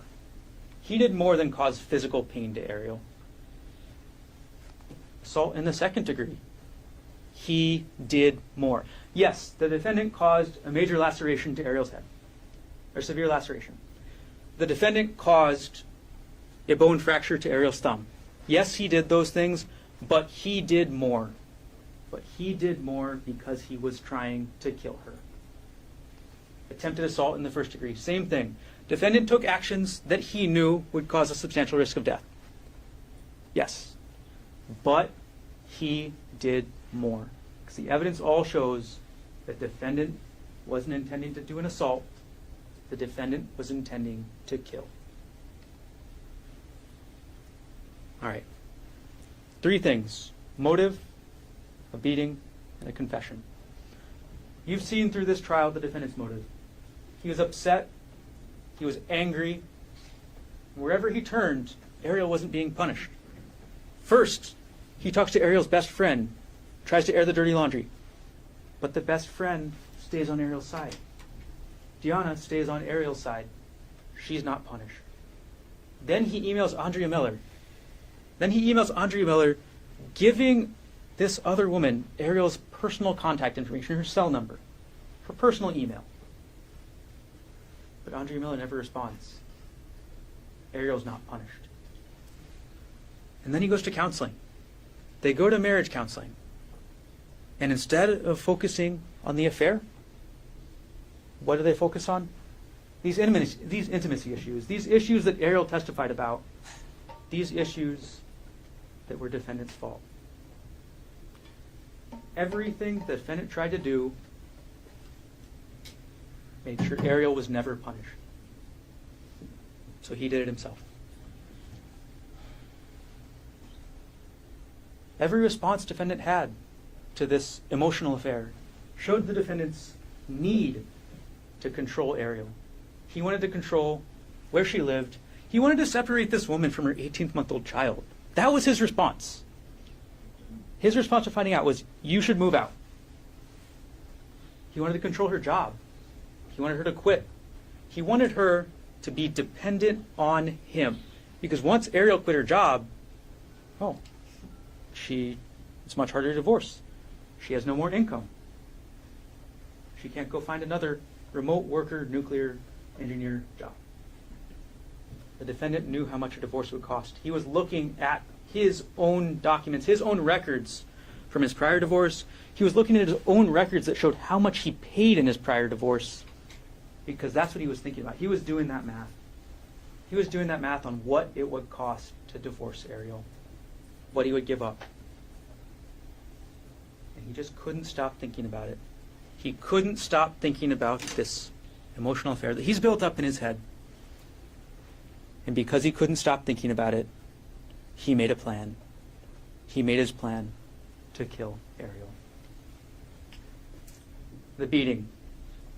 Plan C, the third substantial step, the one that's the most visible, the one where she got these injuries. The defendant took the rock. He picked it up. He swung at Arielle again and again and again and again and again. That many swings shows that the intent was not just to hurt. It was not just to defend. The intent was to end her life. That's what the number of swings tells you in this case. Arielle's only relief, the only thing that stopped him, was the defendant being caught in the act. It was the intervention of Amanda Morris and Sarah Bucksbaum. That's it. So we end with the confession. 10:42 a.m., just a couple minutes after this happened, the defendant calls Emile. It's a video call, not a phone call. So Emile could see what the defendant was saying. He could see the defendant's face. He could see the defendant's mouth moving. There's no gray area with this confession.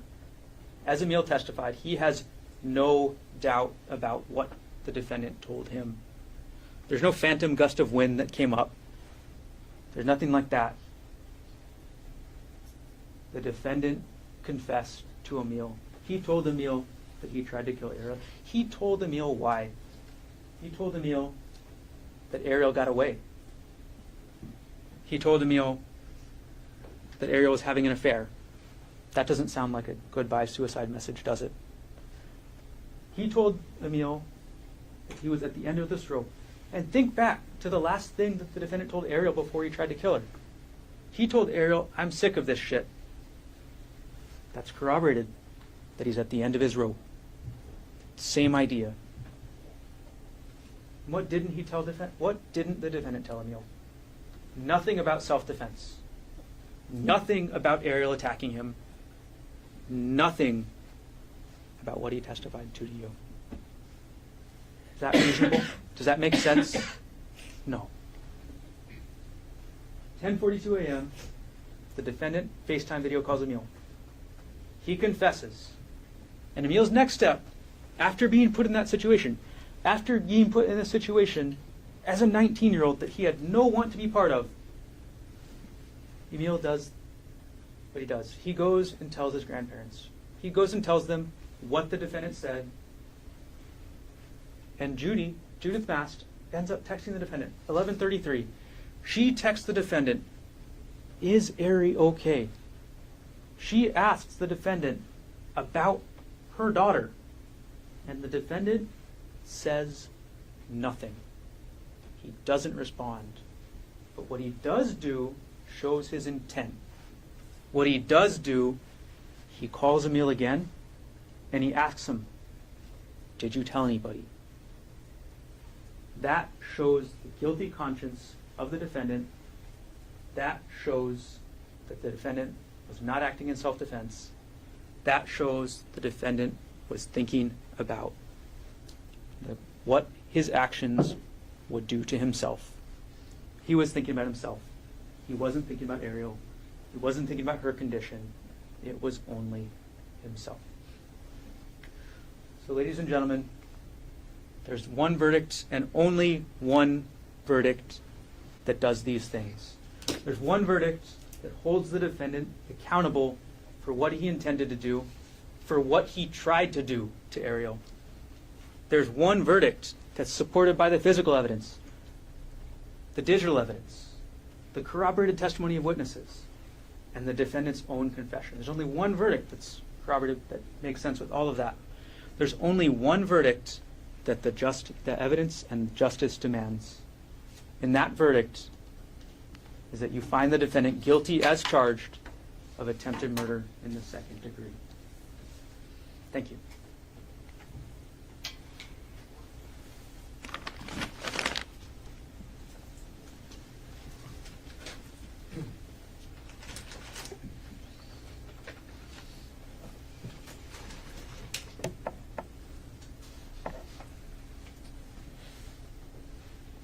Thank you, Mr. Gardner.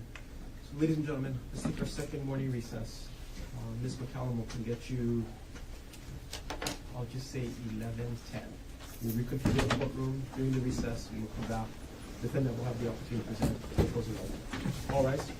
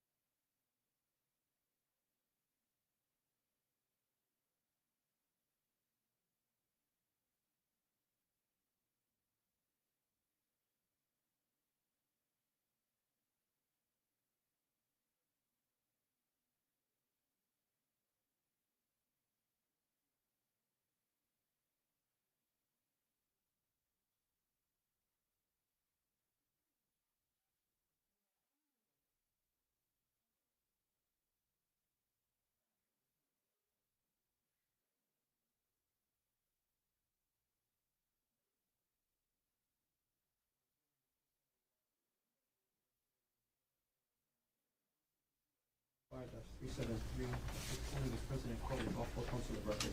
Jury is absent from the courtroom. Counsel, you cannot be seated. Mr. Garner, you wanted to take up objections to the defendant's proposed closing slides. Yes, Your Honor. The first is on slide number 14, on page 5 of the printout that defense counsel handed to both of us. It's a slide that says examples of deceptive behavior. I do believe this is impermissible argument that is essentially stating that Arielle has been deceptive in the past. It's an argument that is trying to make a 404 argument that says that she is deceptive now. That is the one reason under HRE 404 that you cannot use prior bad act evidence for. It is explicitly stated that you are not allowed to use prior bad act evidence to show conformity therewith, and that's exactly what this slide is attempting to do. So we'd strenuously object to introducing this, using this slide, using this argument that is against the rules of evidence. It's asking the jury to consider something evidence for an inadmissible purpose. So I do believe that's not appropriate. And that's the first objection. We'll start with Mr. Siriato. Mr. Otake. Your Honor, obviously her credibility is at issue, and there's been multiple examples in this case that has come up in the evidence about deceptive behavior, and it is critical, obviously, that we be able to point that out. So I've never heard of, we can't point out in closing how a complainant has been deceptive or dishonest. I mean, he just spent half an hour saying how Gerhardt was dishonest. So obviously that's fair game in any closing argument. Anything else you want to add? The issue is not commenting on the evidence. It's inviting the jury to not follow the law. That's the issue here. They are allowed to comment on the evidence that was introduced at trial, and I understand that. But what this is asking is not that. It's asking the jury to consider this evidence as, again, under the only improper purpose under 404B, conformity. State's objection is overruled. The defendant will be allowed to argue the complainant wins his credibility. It might be inadmissible under 404 with no exception of 404B. But there is the avenue of admissibility to have found credibility with specific instances of conduct in those 608. So the state's objection is overruled. The other objection from the state is somewhat throughout the defendant's proposed closing argument. There appears to be snippets of transcripts. And they appear to have been, some of them highlighted, some of them not. As the court and everybody here is well aware, the jury will not have transcripts available when they go into deliberations. They won't, and these transcripts are purported to be of the testimony during the trial. So they're not transcripts that were identified as exhibits and introduced into the trial. They're transcripts of the testimony of the trial. Everyone's aware the first question the jury always asks after going to deliberations is, can we have a transcript of the witness's testimony? And the answer is always, transcripts are not available. So it's not fair to the jury. It's to put these essentially unmarked exhibits into the PowerPoint. It does give undue weight to what that is, especially consider the jury is instructed to remember the evidence on their own rather than what a court reporter may have written, that it essentially gets around that instruction that the court gave to the jury.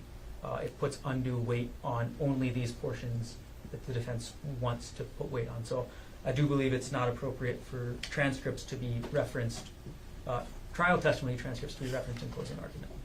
Can we drill down on that a little bit more, Mr. Garner?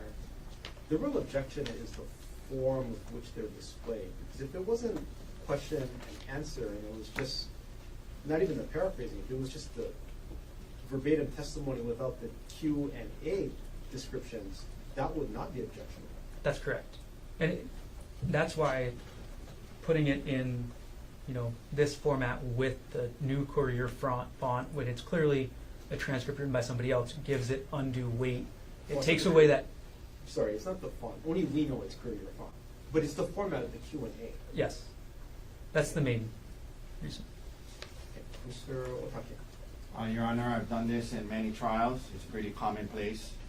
I've done it in civil trials, I've done it in criminal trials. We took the time and money to order the dailies, and it's what was said in court. It's the best evidence of what was said. And I'm just, whether it's in that format or another format, it's the same substance. There's nothing improper about doing this. I've done it many times in many courts. They had the option to order the transcripts and use their government resources to pay for it. They chose not to. And so this is what was said in court. And I'm not taking it out of context. I'm not going to argue it inappropriately. You know, I'm not going to, I mean, it's just what was said. I don't know if, I mean, what font it's in or what, like, it is what was said. And we chose to order it and pay for it, and I've done it many times, and I'm not aware of any rule that says we can't do this. So I'm asking that the objection be overruled and we get on with closing.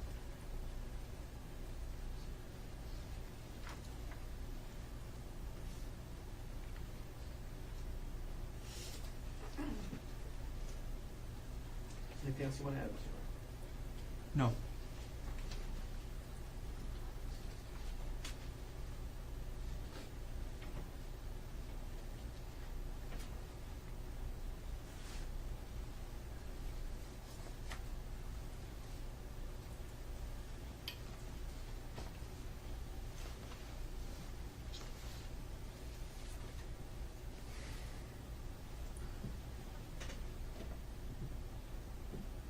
Slides with the transcripts, and they are in fact transcripts, there's no dispute about that, are not, they're the actual transcripts as represented by counsel.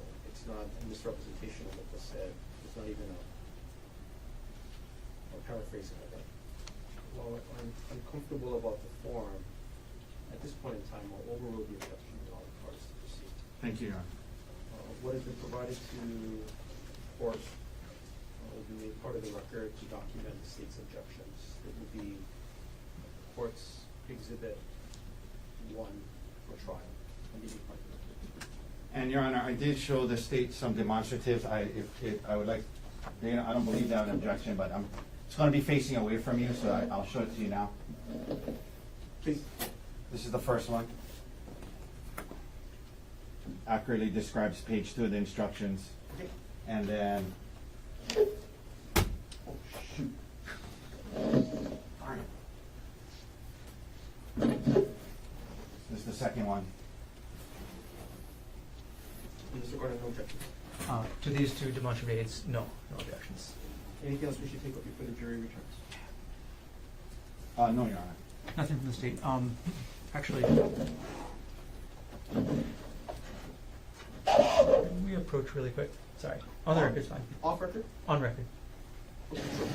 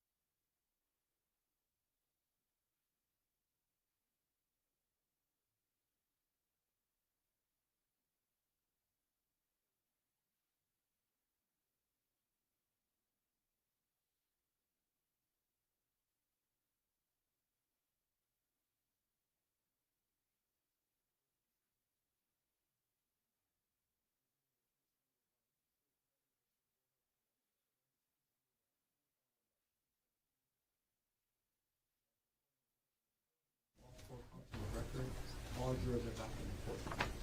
Ladies and gentlemen, thank you very much for your patience.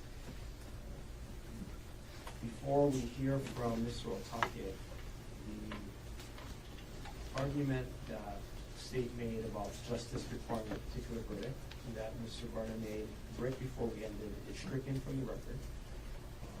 You are to return a verdict based on the evidence that's presented, or the lack of evidence, or reasonable inferences therefrom, as well as the court's instruction on the matter. Mr. Otake, are you ready to present the defendant's closing argument? I am. Thank you, Your Honor. Please. Good morning, ladies and gentlemen. I want to begin by thanking you all for your time and dedication to this case. Most people serve on juries couple, 2-3 days. You guys have been here for close to a month now, and I want to just express heartfelt thanks for that. It was your time and doing that made sure that Gerhardt got a fair trial. That's what this was about, and we appreciate your time tremendously. You know, we're at the end of the trial here, but I want to actually circle back to the very beginning. The very beginning, jury selection, and remind you guys about that. Multiple days, started off with 200-something jurors, whittled it down, excuse after excuse, people couldn't be here, couldn't be fair, couldn't set aside what they heard, weren't willing to give him a fair shake. And we whittled it down to less and less and less, and we ended up with the 16 of you here. And it wasn't by accident. It wasn't by accident. It's because we saw in you what we were looking for. Jurors that would wait until you heard everything. Jurors that weren't going to convict somebody based off of media reports. Jurors that weren't going to just look at one side of things. Jurors who had logic, reason, and common sense. And most importantly, jurors who had integrity to follow the law on reasonable doubt. Objection, move to strike. None of this is evidence.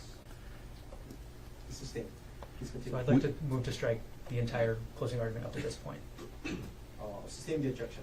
Mr. Otake, please continue. We went through that process.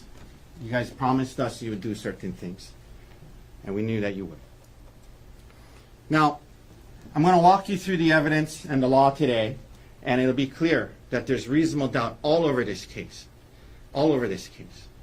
Before I do, he wants to, whole unwilling, unfaithful, unwilling, untrue. We talked about that. He wants to say unbelievable. I'll add another unword. Undeterred. They're undeterred by the evidence. It doesn't matter what it shows. They're going to spin it in their favor. They came up with a theory and they went to search for facts to support it. They didn't look at the evidence and say, what's the theory that points that out? They came up with a theory and they tried to find any fact they could to fit it. They were undeterred. Undeterred by the DNA. The DNA shows, and I'm going to go through it, she's holding the rock. This is a trillion level DNA on the unstained side. Undeterred. Oh, must be because when she was blocking. Undeterred. The computer, I have to call Inuma again to say that sometimes the computer accesses these files. Undeterred. Still shows that he's looking at this credit card statement from 2018 to show that he has a financial motive, that it's cheaper to kill her than divorce her. Undeterred. Undeterred by the fact the eyewitness picks the wrong person out of the photo lineup. And still, she stared at him, looked into his cold, dark eyes, saw him very clearly. Picks out the wrong person. Undeterred. Undeterred by the bruise on his face. Oh, maybe it's dirt. Maybe it's dirt.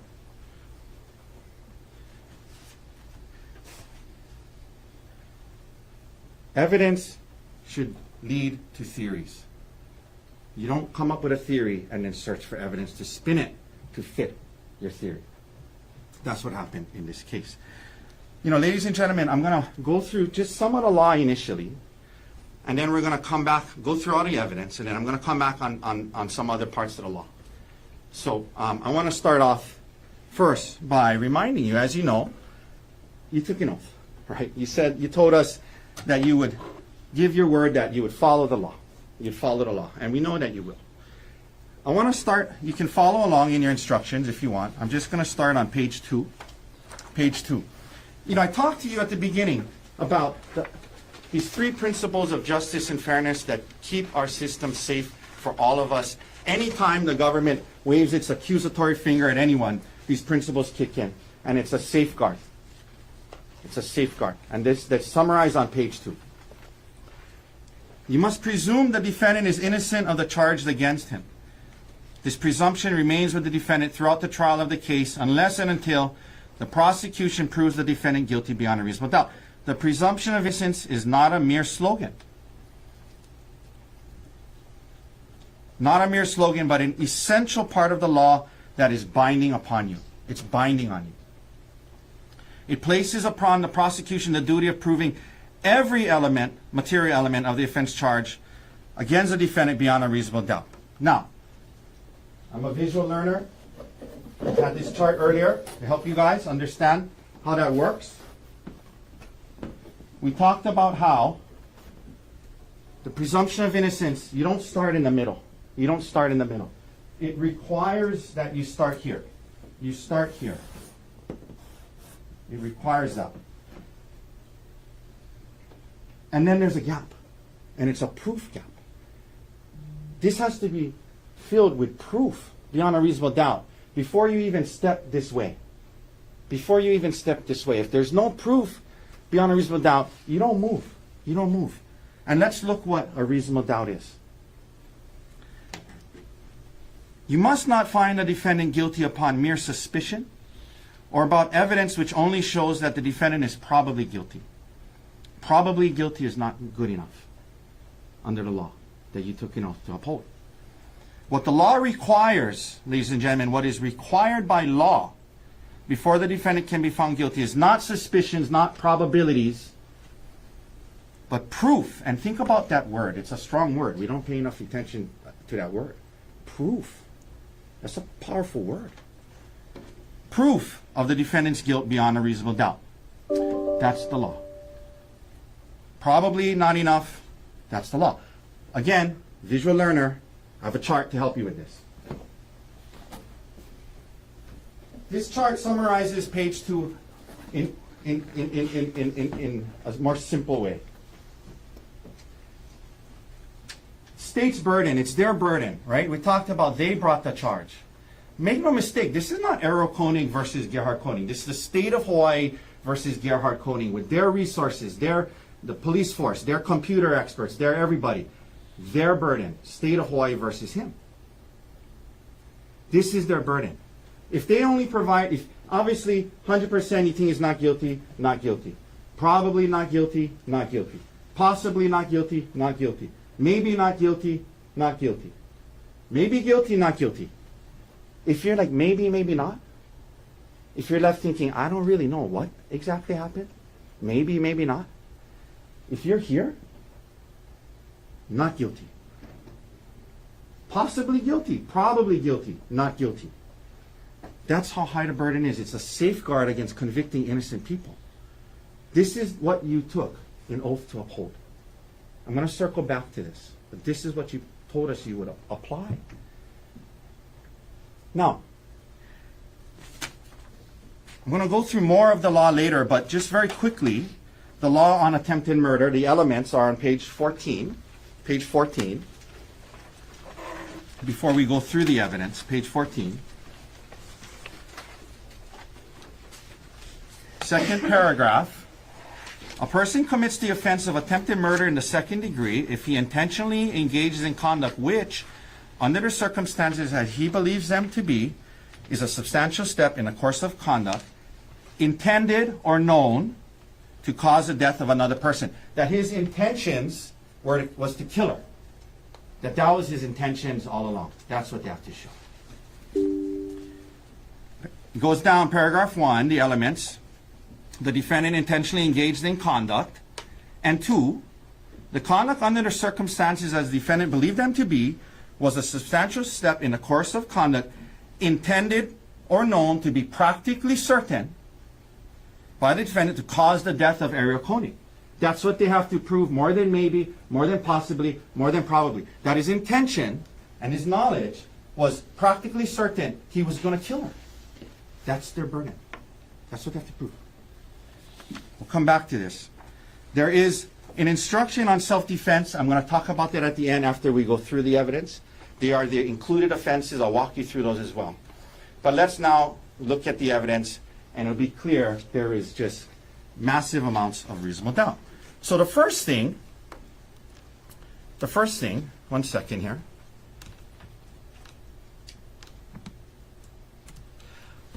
this issue about, was this planned? Okay. Was this planned?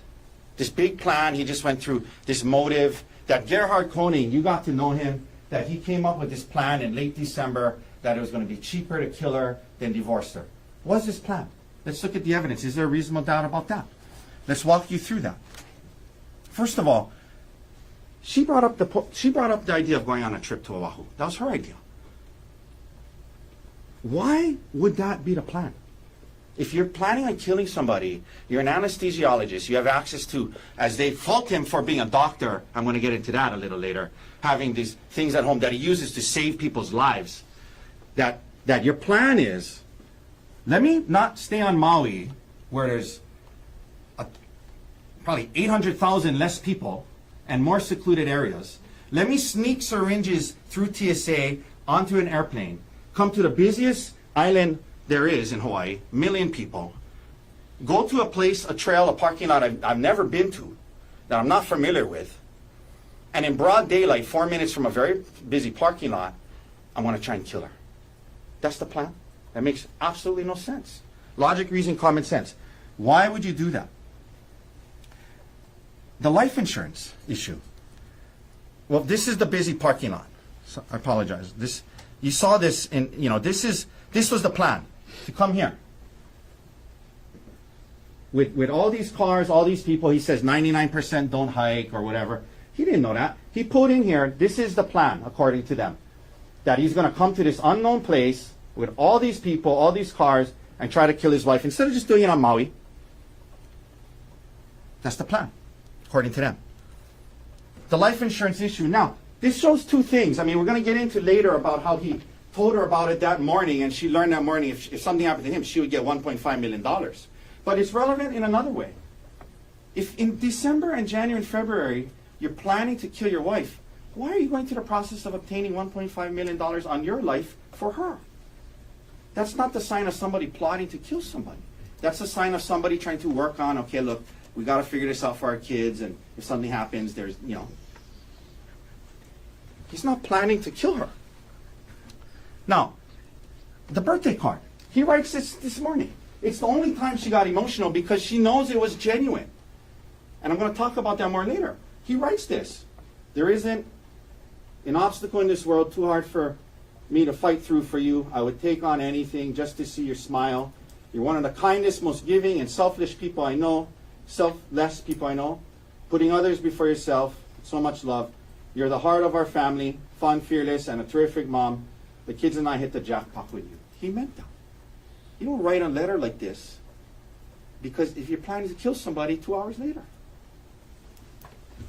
There was no plan. There was no plan. The Fed reservation. He made a reservation to go to dinner that night.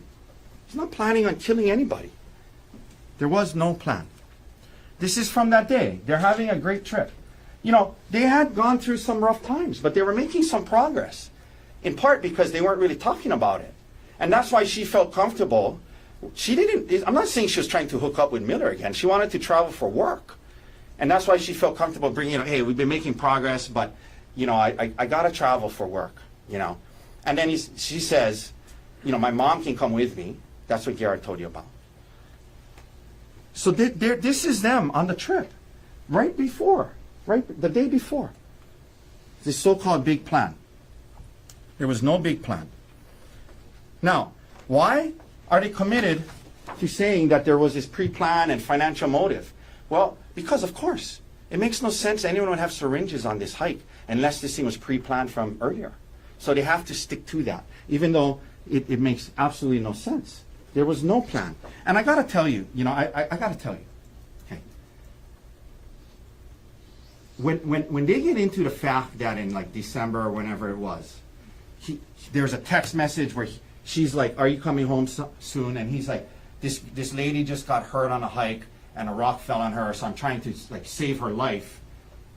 The fact that they're trying to say that at that time, the light bulb went on in his head and he was like, I got it. I can kill her on a hike with a rock.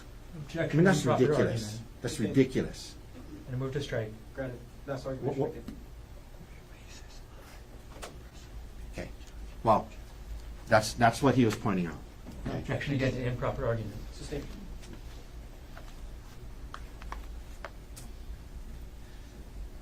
The idea that he came up with this plan because he was trying to save a patient's life who was hurt with a rock on a hike is ludicrous.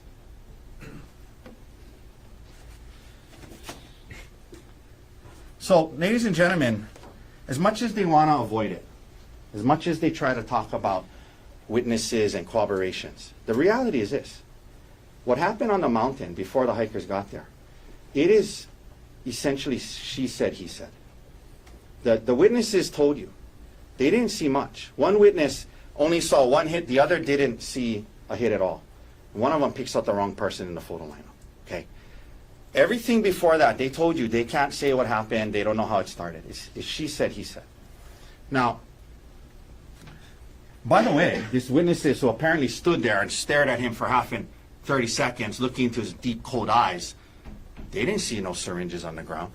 You know the one she says she flicked out of his hand that landed right there? They're nurses. They didn't see that because it didn't happen. The point is, ladies and gentlemen, when it's your burden of proof, it's this high, and it is she said, he said. Your she said. Better not offend logic, reason, and common sense. Better not offend be contradicted by the physical evidence. Better not be highly motivated. Better not have examples of many times where she was deceptive to the police and to you. And all of those are present with her testimony. I'm going to walk you through that. Now, logic, reason, and common sense. The bottom line is Arielle Konig is not reliable. She's not reliable. We talk about credibility. The question is reliability. Okay? Logic, reason, and common sense. We don't ask you to leave that at the door. We want you to bring that in here and look at what was said. Let's look at what she said, right? I mean, basically she's saying she wouldn't take the selfie, and then he was like, I'm tired of this shit, let me throw you off the cliff. And then he tries to stab her with a syringe as he's loading it first, and then he bashes her up to 10 times. That's her story. Okay.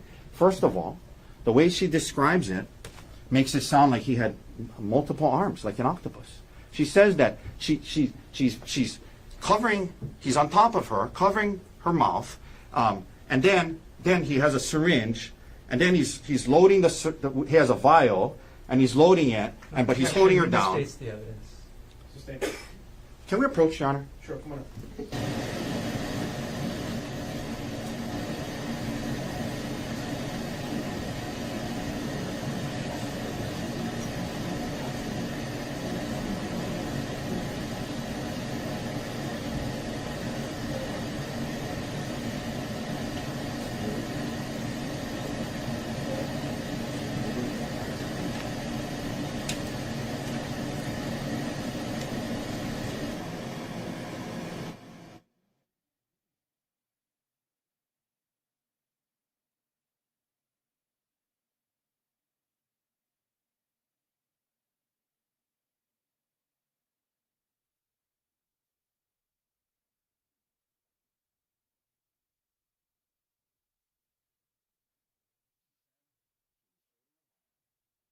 The inference is, why would you have a vial unless you're trying to load it?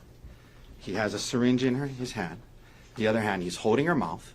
He's down on top of her, doing all of this while she's supposedly kicking and fighting.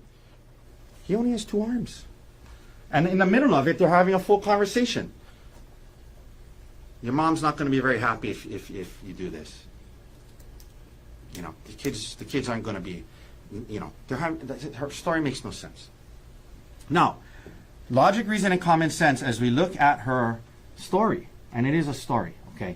If we look at her story, if this was a big plan that someone's going to bring a syringe to incapacitate somebody and stab them to make it easier to throw them off the cliff, don't you think they would load the syringe ahead of time? Don't you think they would load the syringe ahead of time? Their story is that that's the plan, and in the middle of it, he's like, oh wait, I gotta take out this vial and get it ready. That makes no sense. Especially given the fact that it's undisputed, he had just gone up the mountain by himself for 10 minutes. If he had it and wanted to use it, he could have loaded it. It makes no sense because it didn't happen. It didn't happen. The other thing, and I'm glad he brought up this thing about plan A, plan B, plan C, because it proves the point I was going to get to. why in the world, if you bring a syringe to incapacitate someone to make it easier to throw them off the cliff, why would the syringe be plan B? It would be plan A. You would use the syringe first, and then you would throw them off. You wouldn't start the scuffle and make that, start the scuffle and then be like, oh wait, now I'm going to stab her with the syringe. That makes no sense. It makes no sense that, that's the plan. He knows if something like that happened, he's a doctor, a toxicology report would show propofol in her thing, in her blood, that this is. Objection, not in evidence. It makes no sense that he would start the scuffle before using a syringe if that was his big plan. Because it didn't happen. This idea that she could just flick the syringe out of his hand. He's holding it tight, according to her. He just flicks it. None of that makes any sense. This idea about, well, he hid evidence. The rock is found right there. We don't know exactly where because HPD should have photographed it before they moved it. But why would he get rid of the syringes and leave the rock? None of that makes any sense. And then, of course, we get into him leaving her on the mountain. Leaving her on the mountain. If this is the big plan to use this hike as an opportunity to throw her off and kill her, why would he walk away and leave her there alone thinking he's going back to the car? And they're trying to say, well, all kinds of things about that. But the reality is this. If you think, even though it's not true, if he went off on his own, because if she said, well, it's too high, I'm getting a little scared, and his plan was to kill her, he wouldn't leave her. He would say, okay, you know what, that's fine, but let's just at least go over here and take a selfie and then try to throw her off, right? He wouldn't have left her for that reason. If he was planning to try and throw her, he would have stayed with her. And then her rationale, to get around the idea that, undisputable, that she clearly said, when he got back, she told the detective that he said, oh, you're still here. He was surprised that she was still there. She says, well, he knew I meant I was going to go exploring in that area. Where was there to explore? We heard from witness after witness. It was you either go up or you go down. You don't go off and go exploring. That was her way to try and cover up. That it was clear he left her thinking she was going back to the car, which you wouldn't do if you had a plan to kill somebody by throwing him off the cliff. PSA, we've all been through it. Sharp metal syringe objects, sharp objects, not going to work. Not going to work. Logic, reason, common sense, that he has this intent to kill her, but then he lets her crawl away. He lets her go down to the witnesses. Doesn't come after. Doesn't make any sense. Her demeanor. They say, oh, she was very matter of fact and just told it. Ask yourself, if someone's describing what should have been the most horrific thing they've ever been through, bloody murder, someone's trying to stab you with a syringe, a monster's trying to throw you off a cliff, when you're recounting that, you might get a little emotional. Not at all. And she's not just someone who doesn't get emotional, because we saw her get emotional when we showed her the card. When she read the birthday card, she got emotional. I submit to you that was probably guilt, but whatever it was, she knew it was genuine, and she showed an ability to show emotion.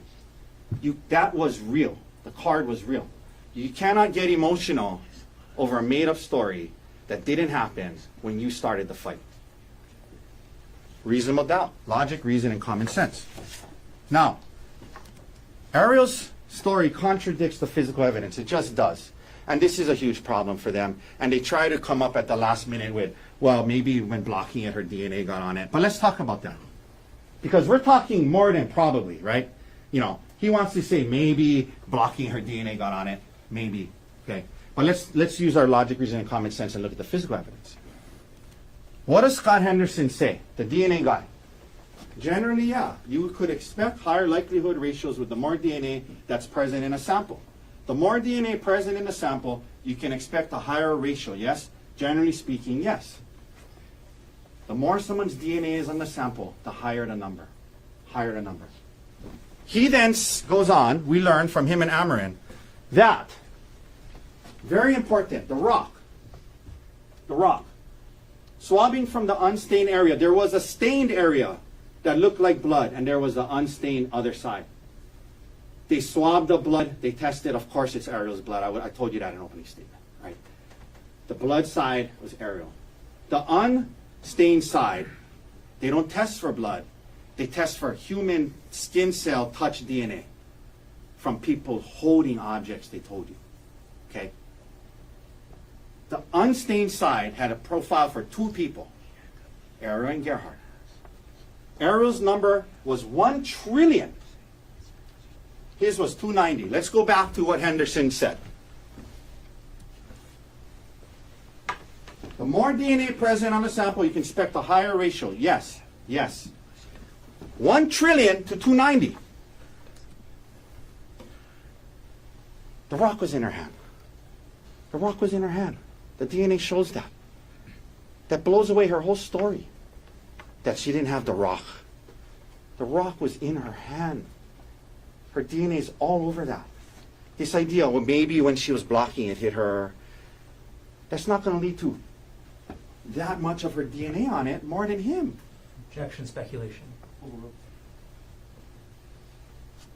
If he's holding the rock the whole time and she's just blocking, there's going to be more of his DNA than hers. She was holding the rock, and that blows away their entire theory. Scientifically, I asked Amarin, what about scientific evidence, Miss Amarin?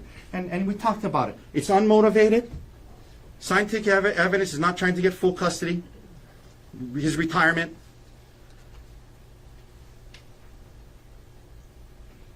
It doesn't lie.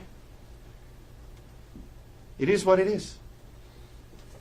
And they may say, well, maybe it was there because of this. Again, maybe, maybe not. A huge reasonable doubt. A huge reasonable doubt. She had the rock in her hand. 1 trillion to 290.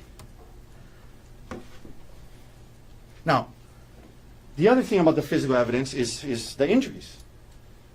They want to say, we heard about the stellate laceration. I'm going to talk more about it later. But it has one point and it spreads, right? And you heard. She at the end said she doesn't know how many times she was hit. The doctor, Grosjean, said 2, maybe 2. I cannot say how much more. Dr. Arden says 2 to 3. Okay. If she was hit 7, 8, 9 times with all his might, it would be way worse. Physical evidence doesn't support her version of events. Also, if she's under attack, she's going to be scratching, doing biting, as she says. He has no scratch marks, defensive wounds. There's no bite mark on him, even though she said she bit him. The physical evidence doesn't support her story. And that's a huge problem when it's this she said, he said, and this is your burden. That's a huge problem. Further problematic is the examples of deceptive behavior that we saw through her. Many examples of deceptive behavior that makes her unreliable. We heard about her deleting the text messages to hide it from her husband, to hide the extent of her relationship. That is inherently deceptive to do that. That's inherently deceptive. Now, the affair. Look, I'm not the morality police, okay? I'm not here saying she's an awful person because she had an affair. That's for you to decide, okay? Objection, The relevance. improper, Sustained. and move to strike. Granted, last argument on morality is stricken for the record. The relevance of the affair is primarily that she lied about it to the detective. The context is showed in the relationship in January, February, and December, but the relevance is she lied about it to the detective. And that is incredibly important when it is she said, he said, and it's proof beyond a reasonable doubt. Let's look at this. This is, he said, well, she describes it to the detective as just some flirty text messages. He says, well, there's nothing in the text messages about sex. Well, she deleted most of them, so we don't really know what's in there. But we do know what we saw. On the trip, the day before he's going to confront her, this is at 11:22 p.m., presumably Hawaii time, or maybe it's California time, whatever, but it's late at night. She's sending this to Jeff Miller. Jeff Miller is sending her this. They have a nickname for Gerhardt, Konig, which is that radiology, nuclear, whatever. They call that's I have Konig. They have a code word to let each other know when he's around. She's listening to an audiobook, How to Help My Spouse Heal from My Affair. That's what she's listening to. He says to her, you're engaged and continue an elaborate secret affair instead of coming to me asking to work on our relationship. And her response is, if anything, I learned how stupid it was this time and I know how to make sure it doesn't happen again. That's her response. Okay? Now, to the detective, no affair, just some flirty text messages. To you guys, no affair, just some flirty text messages. You saw 12/1, December 1st, all day long on a Sunday. Good morning, all day long, all day long, all day long, good night. And that's how she says it to the detective. She was misrepresenting, deceptive, and lying to the detective. Further examples of deceptive behavior is what she does with her primary care doctor and the records. After the fact, she tells her primary care doctor in an email to add, can you add traumatic brain injury? I want to make sure the documentation is consistent between my care at Queens back here in Maui. And that's the important part. Why is that important? Because, number one, she says she doesn't recall reviewing the Queens records. The Queens records doesn't mention traumatic brain injury. Arden told you that. Don't you think if traumatic brain injury was in her Queens records, they would have asked Grosjean or Carlton Whitney that? It wasn't in there.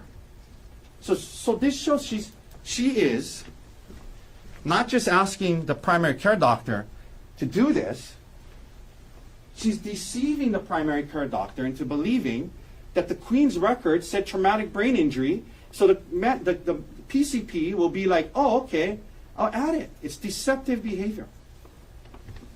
It's incredibly misleading. Now, she says she's surprised about the work bag. She's surprised about the work bag. Oh, I didn't know. She knew he had it there. She knew there was syringes and vials in there. She calls her attorney. And then they turn it in and say, oh, surprise, look what I found. She knew it was there. She knew it was there. She lied about that. She lied about her affair. She lied to her primary care doctor. There is I really like quotes. So there's an author, famous author, by the name of Samuel Clemens. Most of us know him better as Mark Twain. Mark Twain was giving a speech once to some young people about the dangers of being untruthful. And what he said was, you ought to be very careful about lying. Because once caught, you can never again be, in the eyes of the good and the pure, what you were before. Objection to improper argument. You guys come in here, you give people the benefit of the doubt. They come in here, you say, I'll hear them out. And then they lie about different things. They deceive. In the eyes of the good and pure of all of you, you can't look at her the same again. It's dangerous. It's dangerous. If she's going to manipulate her PCP doctor, if she's going to be deceptive to the detective, do you think for a second she would hesitate to be that way with you?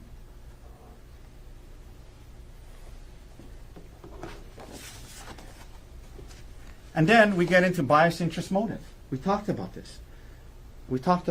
How she knew a divorce was coming. She wanted full custody, how they're using these allegations against him to get full custody, to make it where he can't ever see his kids again. To get half his retirement. To get all of the house. Things that she might not get. She knows that. She said to you that their statement is, we want full custody, but if depending on the outcome of the case, that can be revisited later. She knows the ramifications. Now, let's compare that to Dr. Gerhardt Konig. You got to see him. Trust your gut. Trust what you know about people. Is he somebody that is a monster that came up with this plan to stab his wife and throw her off a cliff? Is that the sense you got from him? Or was he a hurt human being struggling with infidelity but trying his best? They talked about his parents, how they moved from South Africa when he was young. He worked really hard to become a doctor. he talks about, oh, he was trying to control everything about her. All of this awful controlling guy. What does she say? Prior to December, you generally describe your marriage as good, right? Yes, sir. This is what Arielle said. You don't describe your marriage as good if somebody is a controlling, coercive, violent person. There's a lot embedded in this. You don't describe it as a good marriage if somebody's, unless they're a good dad. Look, domestic violence is horrible. There's some awful men out there that use their power, control, financial means to control women in improper ways. This is not him. That's not him. She wouldn't say it was a good marriage if he was like that. His version of events, they fault him for wanting to see her phone and things like that. The audiobook said that's what it takes. This is Arielle. I asked you earlier, you understood the audiobooks you're listening to by these professionals says to give up privacy, give up access, get them to trust again. She says yes. They're faulting him for the professional advice, what is said. He's not trying to deprive her of her career. He's trying to stop her from seeing the guy that she had an affair with. He was fine with her getting another job. That's a very human thing. Why would you be okay with her going back to work with the guy that she had an affair with? Now, he went into detective mode when he found out about the affair. That's a very human reaction. Very human. He was on the computer looking up Reddit and infidelity and getting some advice. It's not easy when your partner cheats on you. He's struggling with it. They're making some progress in January and February because counseling, she turns it not about the affair, but about other issues. But they're making progress. They're kind of heading in a good direction. They go on this hike. And it makes sense that at that hike, she brings up this issue of, again, not that I want to be with Miller, but hey, I got to travel for work. Okay, I got to travel for work. And this is a detail that you just can't make up, right? He says, then when they're fighting about it, she said, well, my mom can come with me to chaperone.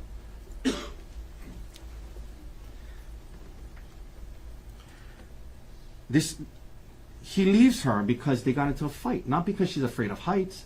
She goes on all kinds of bungee jumping hikes all the time. He comes back and he's like, oh, you're still there. He described to you what happened. He's not saying, oh, he grabbed me and pulled me down. The scuffle started on this mountain trail and they ended up on the ground. Whether they tripped or fell, whatever, he ended up on her. And then he told you how she's grabbing his testicles. And she admits to it. And then I also squeezed his testicles. That's her testimony.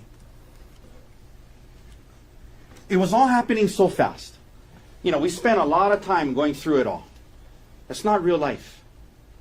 In real life, you don't get hours to be like, okay, and then you did what? Well, why didn't you do this? Well, did you consider that? Did you consider doing this with the rock instead? It was happening in seconds, and he reacted, and he had a reflex, and that's human. That's human. That's human. He reacted. And then he felt horrible about it. And he told you about that. He never wanted to hurt her. Never. He felt terrible about it. He was shocked that he could even do that to her in that moment. He felt horrible. The physical evidence supports his story. The DNA, and I'm going to get into the medical evidence a little more in a second. You have this, which apparently might have been dirt. Undeterred, might have been dirt. You have a cut, you have bruising. Right where he said he was hit. Reasonable doubt.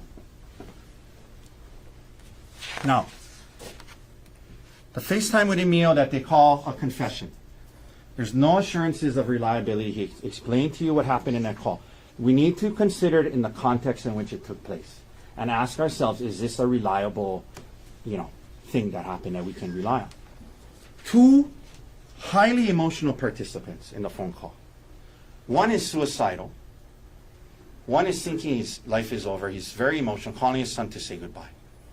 The other, obviously, not blaming Emil at all, incredibly emotional. His grandma said she was shaking, crying. Two very, very emotional people. Then you look at the environmental factors. He's on the side of a cliff. And they made it a point to get the HPD officer to say, it's very windy over there, notoriously windy. Very, very windy day, according to the police. He's on speakerphone on the side of a cliff, talking. And he told you what he did. He was explaining to her, look, she was having this affair. She got hurt. This is her blood. She crawled away or got away. She crawled away. And she said, I tried to kill her. He was telling her that's why he was going to end his life. He wasn't confessing. He was telling her, that's why I'm going to end his life. Now, we know this is his testimony. So as you sit here today, there's parts of the exact wording and timing of what was said that you don't quite remember exactly verbatim, word for word, correct? He said yes. He cannot tell us exactly word for word what was said. And then we have an example of him making assumptions. He first tells the detective, my dad said he tried to push her off the cliff. That's what he assumed. Not blaming him, that's what he assumed. But later on in the conversation, in the interview, the detective asked you about that, and he clarified, he said, the part about her pushing her off the cliff was what you assumed he meant, not what he actually said, correct? He said, oh yes, correct. So we have an example already of him saying something that he assumed that wasn't accurate. He wants to say, it was so clear at the end of his redirect, he said, without a doubt, I know what was said. Do you recall how he had to try 4 times? The first 3? Emil said, yeah, I was confused. I'm kind of confused. And he asked again, yeah, I'm kind of confused. I'm kind of confused. And finally, Emil understood what the prosecutor wanted him to say and agreed. I'm not faulting Emil at all. Okay, this was a misunderstanding. The second call shows that. Gerhardt calls the second time, and he wasn't saying, why'd you rat me out? He was saying, wait, what? You told Arielle's parents I tried to kill her? Oh, like, I gotta go. And he was gonna go kill himself again.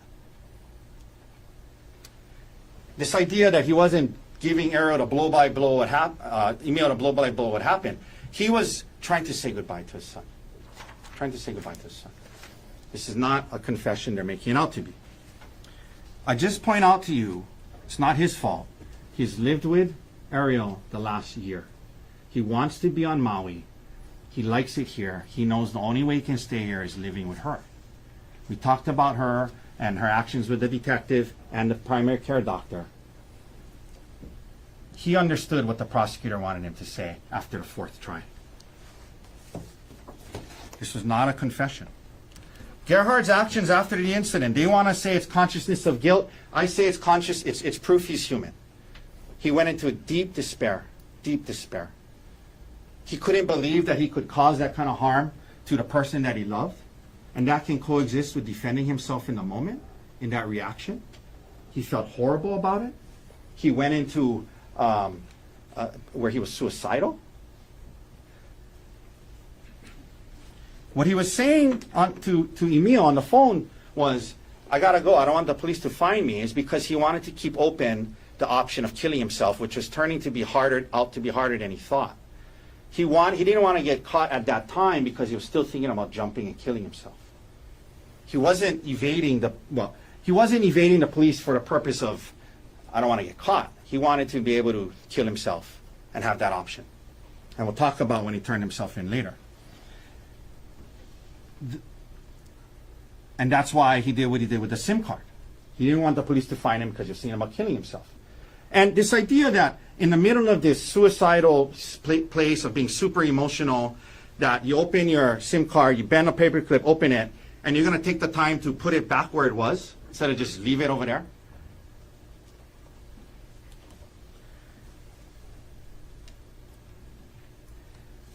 It shows he's human, that he felt terrible about this. He told you how bad he felt. And that can coexist with self-defense. Now, this idea that he was fleeing from the cops, first of all, the officer didn't say we pulled up right next to him. Very clearly they said we pulled up, there was a lane in between us, and he was on the grassy area. This grassy area right here. They said he was here when they got out of the car and he started to flee. And remember, And I said, come on, you know, how the heck was he not going to get in the bushes if that were the case? And then, shockingly, the prosecutor asks him, well, you played D1 football, right, officer? I mean, the fastest man in the world, Usain Bolt, Olympic sprinter from Jamaica, could not get to him from the car if he's trying to get into the bushes. Look, I get it. Officer safety. Look, I'm not faulting them. They came in hot. They're the strategic enforcement detail. Apparently, you got to be 300 pounds to be in it. I get it. They think he has a syringe. Okay? They come in hot. They couple strikes. Don't hit him in the face, and arrest him. I'm not faulting them for that. I don't know about this. You know, saying he was trying to flee. Okay, that's not cool. Okay, but I get it. Officer safety.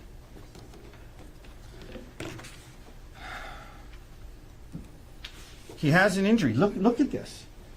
It's dry blood and it's bruising. It's the kind of purple bruising that takes place hours later. When you first get an injury, it doesn't bruise. This happened earlier. Dry blood, purple bruising. That takes time to get to that point. A theory in search of facts. I talked to you guys about this. To try and use a computer to manufacture financial motive without telling us last week that sometimes, I'm sorry, how much time is that? Thank you. That sometimes the computer opens files and shows it was accessed. Don't you think that would have been fair to tell you guys that? Instead of leading you to believe that 100% Gerhardt looked at all of these things? Look, make no mistake, he said 80% of it he looked at. He's not hiding that. He's just, when he's up here saying, like, I don't remember at 3 a.m. looking at a 2018 Amex credit card statement that was in my old divorce file. And, you know, I mean, but undeterred. It shows he had a financial motive. He was looking up how much his divorce costed him in the past. What? He makes a lot of money as a doctor.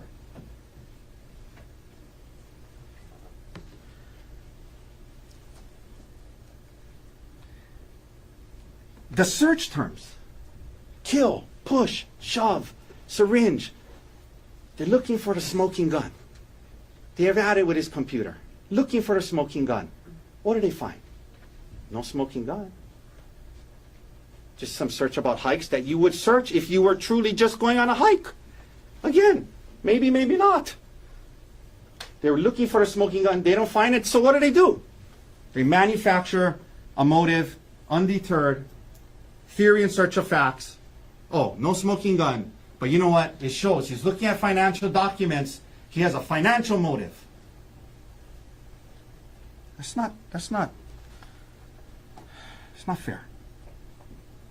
I submit to you that whatever they found on that computer, they would find some way to spin it. Whatever they found, they would find some way to spin it. That's not fair. The work bag. And this, I gotta say, he uses these tools and materials to save lives.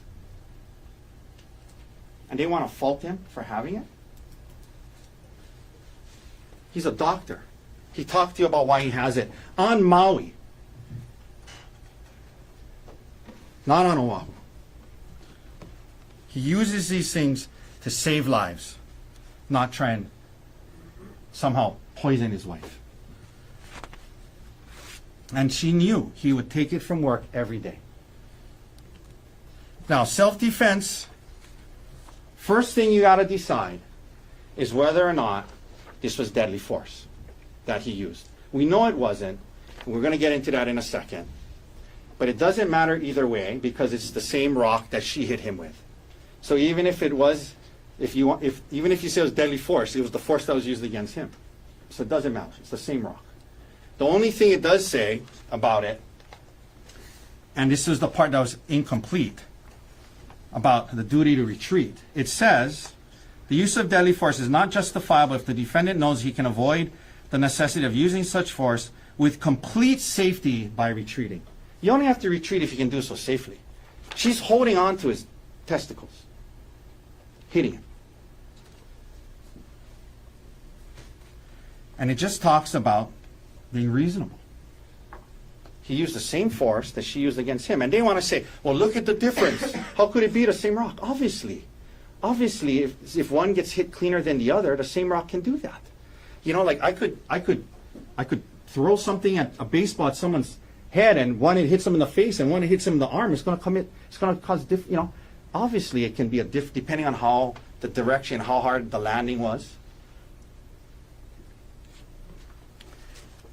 He stopped. He stopped. He didn't keep going. What amount of force was used? What amount of force was used? We know. Like I said earlier, we know what Arielle says she doesn't know. I don't know the exact number. They are downplaying what she said because they know it doesn't make sense. They're saying, oh, up to 10 times. So what does that mean? 6, 7, 8, 9? Doesn't mean 2. But now they know that doesn't make sense. She was hit 8, 9 times. And oh, maybe she meant less. She doesn't know. Grosjean says possibly 2, maybe more. I cannot tell you. Arden says 2 to 3. He says 2. Grosjean talks about, oh, there's rock in there or dirt. He's not a forensic pathologist. He didn't test the material just to show like what it was. You know, her condition after. You saw her walking. She's walking on the hill. Okay. But more importantly, this is her talking after. And I'm going to ask you to do something with me now. If you could help me out here. Either close your eyes or don't look at the screen and just listen to her voice.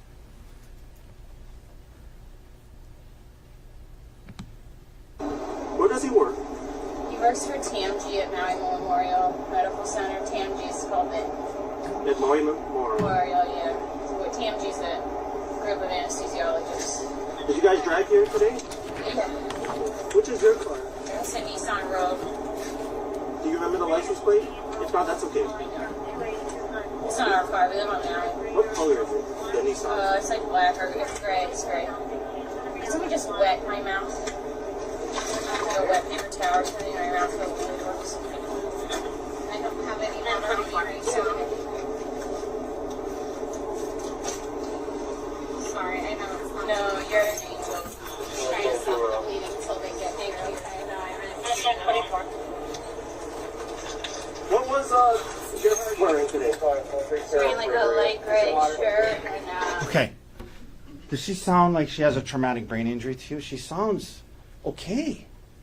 Look, I'm not saying it wasn't a bad cut. And look, I'm not, you know, nobody wanted her to have that cut. I'm not saying it's not, you know, I'm just saying the level of force he used, you can see.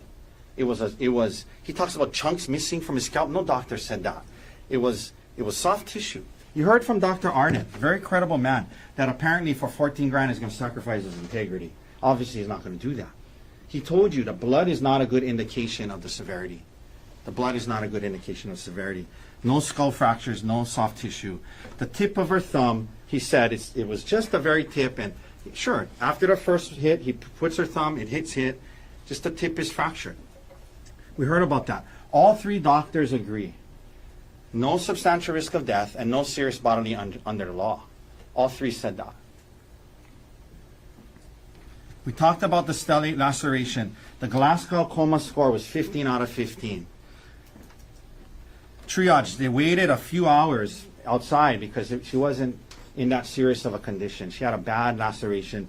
They sewed it up. She went home the next day. And I don't mean to. He feels terrible that happened. But he wasn't trying to kill her. That's about the amount of force that was used. Now, her eye. Let's look at this photo. The orbital is the most fragile area there is. And he said, very fragile bone. If he hit her with that rock, it would have broke bones.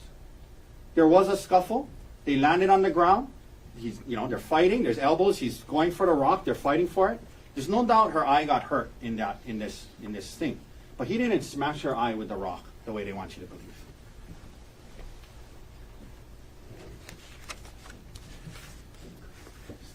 And then you have his injuries. We talked about that.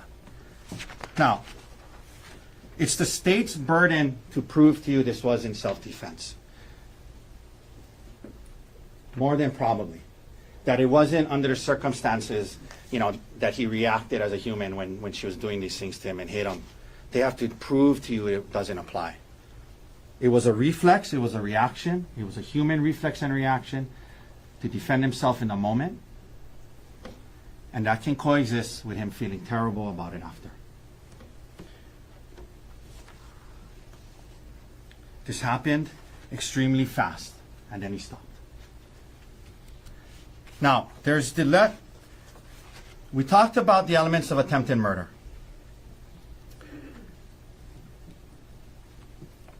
He had no intent to kill her. You see on the bottom, and self-defense applies. They have to disprove those two, self-defense. Then there's something that takes you down to the others, right? The other offenses. If and only if you find the defendant not guilty of attempted murder, then or unable to reach a verdict, unanimous verdict, then you must consider these other included offenses. None of them apply. Self-defense is a defense to all of them. If you think that they didn't disprove self-defense, it goes all the way down. But you work your way down through these things.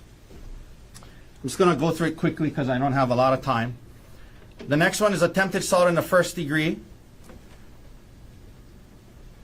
That he took a substantial step in conduct intended to culminate in the commission of assault in the first degree.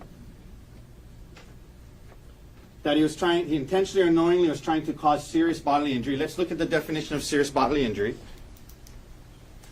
Serious bodily injury means bodily injury which creates a substantial risk of death or which causes serious permanent disfigurement or protracted loss or impairment of the function of any bodily member or organ. The doctors say she didn't have that. He wasn't trying to do that. This doesn't apply. Self-defense, no intent to cause serious bodily injury. You go on to assault in the second degree. Again, no intent to cause serious bodily injury. Self-defense applies to all of this. So you work your way through, self-defense applies to all of it. Her motive to try and get custody and conviction of any of these things helps her with that. Assault in the third degree. For improper instruction of the law. So, Should be ladies substantial. and gentlemen, we have the instructions of the law. That's the instruction of the law. Then you get to assault in the third degree, bodily injury or negligent use of a dangerous instrument. Again, self-defense. He wasn't negligent. He was reacting. Reasonable doubt as to every one of these included offenses. So you just work your way down. And then there's something after that called a mutual affray. If this was a mutual affray. Reasonable doubt as to all of these.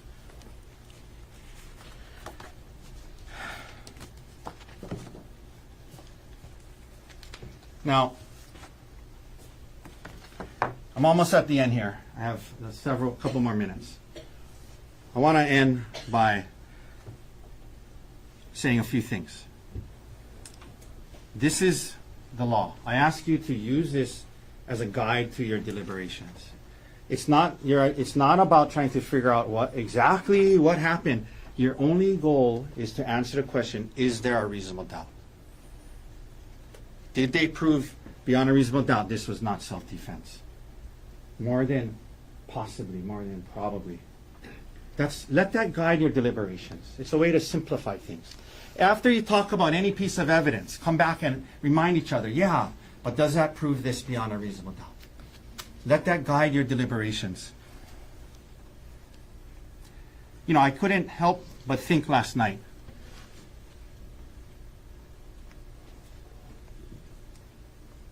When they moved here to the United States, there's these constitutional rights that we all have. They didn't know it at the time, but it was for a moment just like this.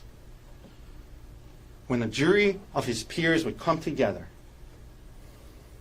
and follow the law and follow through on the oath that you took. I want to end with a quote. There was a politician back in the day who was giving a speech, and it was to other politicians, but I think it applies pretty well to jury service.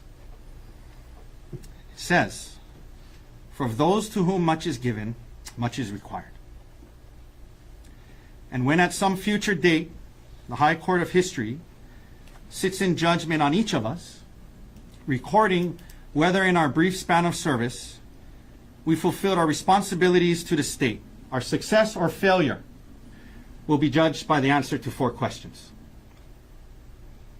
First, were we truly men and women of courage? Second, were we truly men and women of judgment? Third, were we truly men and women of integrity? And finally, were we truly men and women of dedication?" I ask you to keep those 4 things in mind as you deliberate. Courage to follow the law and do what's right, even if it may not be popular. Judgment to see through some of this ideas that he had a financial motive, that it was cheaper to kill her.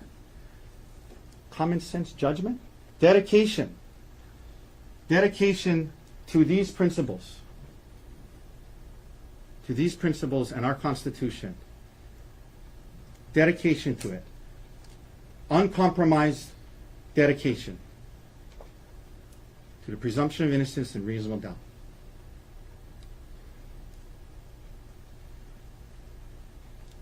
Deliberate that way. Uphold your oath. Follow the law. Let this guide you. Enforce the reasonable doubt standard. Follow the law. Do these things. And integrity will be yours. Thank you for your time over the last month. On behalf of Dr. Konig and Manta Dirks, thank you all for your time.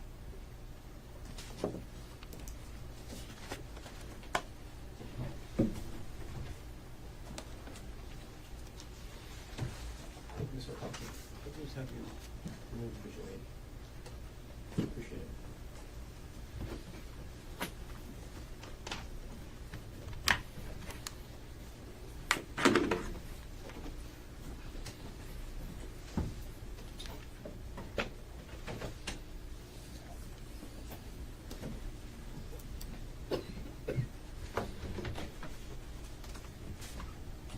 Stacey, roll.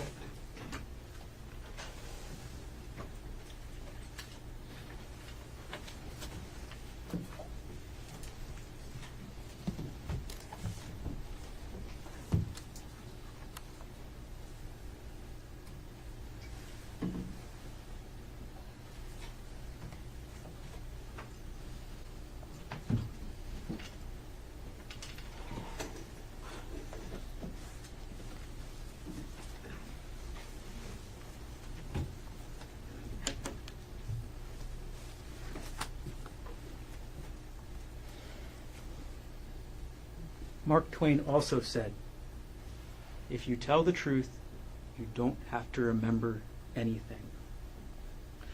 Think back to defendant's testimony.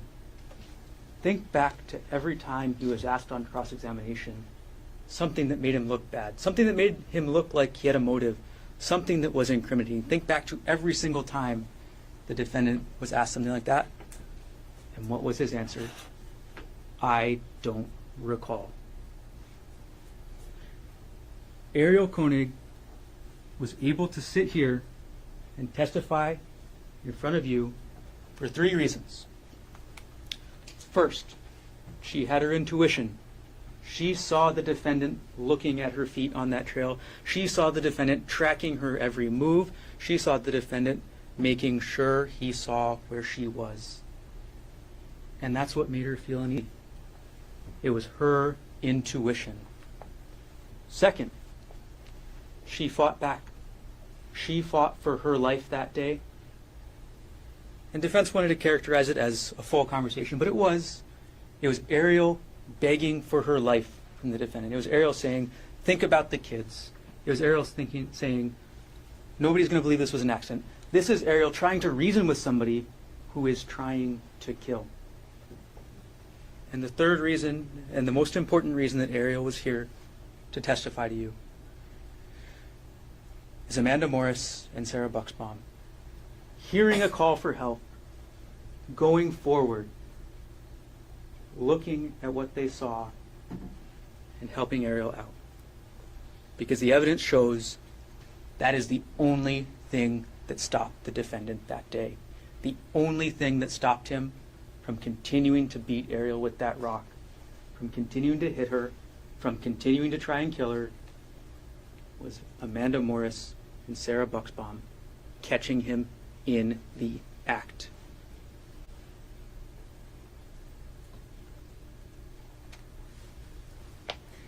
Defense wants you to think about the life insurance. But you should think about it differently. This is a couple who's going through it in their marriage. Why is it time to renew life insurance? Does that make any sense? No. What the life insurance is, what many of defendant's actions are, is the defendant covering his tracks. The cover-up proves the crime. Defendant had control of the scene when he was done, so he took the evidence with him. He didn't need to take the rock. In fact, he knew that he was seen with the rock. He knew that Amanda and Sarah saw him with the rock. Why take it? And what reason would Arielle have to make up the syringe? None. Think about what Arielle knew. Arielle knew that he had tried to push her. Arielle knew they were right next to a cliff. Arielle knew that people walked up as she was being beaten with that rock. She had enough already. There's no reason to make up the syringe. Defendant's attorney said something. These are the facts you just can't make up. And that's what the syringe is in this case. It's a fact you just can't make up.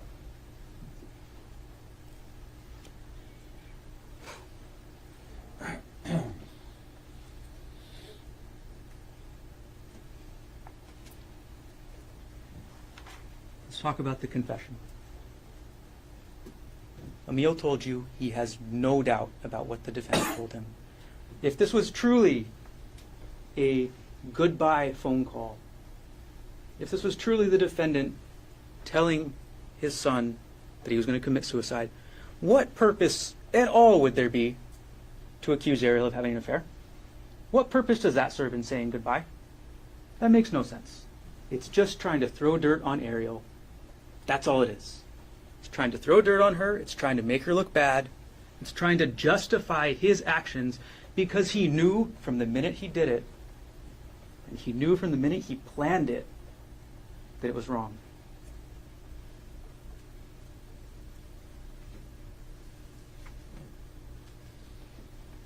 And then look at that timeline again. Why? It makes no sense. The defendant was simply trying to say goodbye. It was simply a miscommunication between himself and Emile.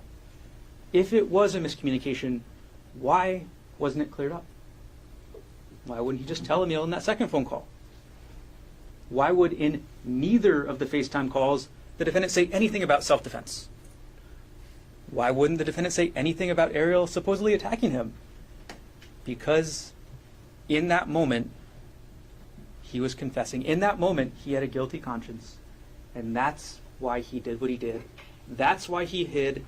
That's why he tried to run from the police. Think about the list of people that would have to participate in this, what essentially is being alleged as a massive conspiracy to believe what defendant's saying. You have to disbelieve Arielle. You have to disbelieve Emile. You have to disbelieve Amanda. You have to disbelieve Sarah. You have to disbelieve the medical evidence. You have to disbelieve the doctor that the defense hired. And you have to disbelieve what you saw with your own eyes. That's why the defense asked you to close your eyes when they played that video. They wanted you to ignore what you see. That's what this case is about. That's what they're asking you to do. Open your eyes. Make a decision based only on the evidence, and the decision is clear. The defendant tried to kill her. The defendant tried 3 different ways, and he learned out multiple times that day. It is harder to kill than you may imagine.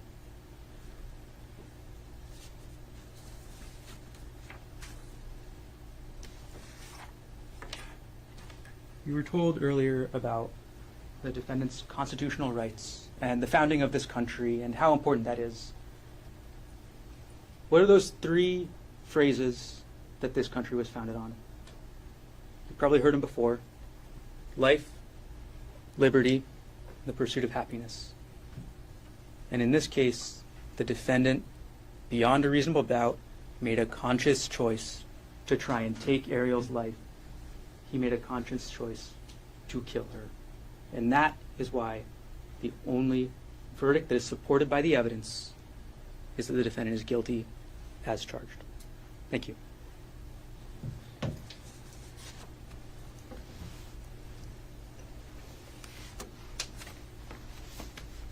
Thank you very much. Just about ready to stand the jury in for deliberation. Before I do, to the first 12 jurors, is there anybody here who feels for any reason they cannot participate in deliberations in this case? I see no hands. So that means Mr. Kiyama, Ms. Kishi, Ms. Pang, and Ms. Yang, I'm able to let you go, but you're not quite yet done. If one of the other jurors cannot complete deliberations, you may get a call to come back and participate in deliberations. Okay? So, even though you get to go back to your regular lives, and you're not sitting here in the courtroom, those 3 rules still apply. Don't talk to anybody about this case. Keep an open mind. Do not try to learn about this case outside of the courtroom until one of 2 things happens. Number 1, you get a call to come back. Or number 2, you get a call letting you know that deliberations are complete and the case is done. So unless or until you get one of those 2 calls, those 3 rules apply. Don't watch any media, just in case you might have to come back and do further jury service. On behalf of the parties and the rest of the judiciary, thank you very much for your time and your service. I talked about going to our jurors early on. You're weathering 2 storms to be here, and all the flexibility and perseverance that all of you showed. That still remains true today as more storms come our way. So again, thank you very much for your dedication, your perseverance, and your service. If I do not have a chance to talk with you later on, I hope you and your families remain safe during this upcoming storm. And again, you have our gratitude. Thank you very much for your service. You're free to leave the courtroom.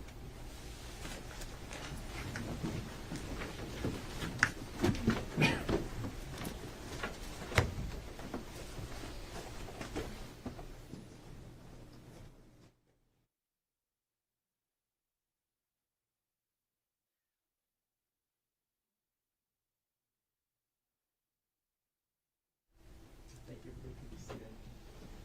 So ladies and gentlemen of the jury, as you already know, lunch is going to be brought in for you while you're in the jury deliberation. I do have a couple of final instructions before I send you in. Your deliberations take place during what I call banker's hours. So you're allowed to deliberate up until 3:45 today. If you're unable to reach a verdict, I ask you to come back, start again at 9 o'clock. And the reason why if you ask why is it so early, because if there is a verdict, there is time needed to assemble everybody to receive the verdict, and it won't happen before the end of the day. So that's why I released jurors at 3:45. Have you come back at 9 o'clock if you don't reach a verdict today. You will have communication forms along with the verdict forms that will go into the jury deliberation room along with the exhibits. One note about the communication forms. If you do send the communication to the court asking a question, it does take some time before an answer can come back to you. Sometimes it takes up to 45 minutes, sometimes an hour. If you're waiting for a response, if you can continue on with the deliberations, please do so. A couple of other things. You will not have the opportunity to ask for any additional information that you think is helpful. So you have all of the evidence that's available to make your decision on this case. Also, there are no transcripts available for the testimony of the witnesses. So you have to rely on your collective recollection as to what the testimony may have been. Before I send you in, is Callan Ms. Abu Fisher. Will you stand and raise your right hand? Do both of you solemnly swear or affirm that you will take this jury in charge, that you will not communicate with them except by order of this court, that you will allow no one to communicate with them, and that you'll conduct them into court again whenever so requested by them or by order of the court? I will. I will. Thank you. So ladies and gentlemen, I'm going to ask that you take your notebooks, take your jury instruction packets, and all your personal effects as you go into the jury deliberation. All rise.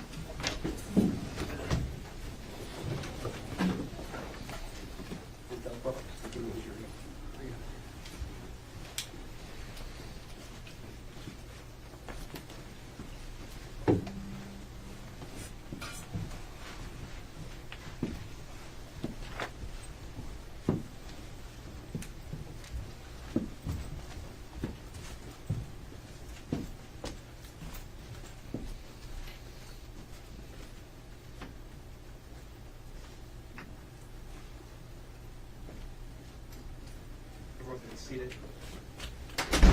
Jury is out of the courtroom. Mr. Barner, anything you want to place on the record before we recess? Nothing from the state, Your Honor.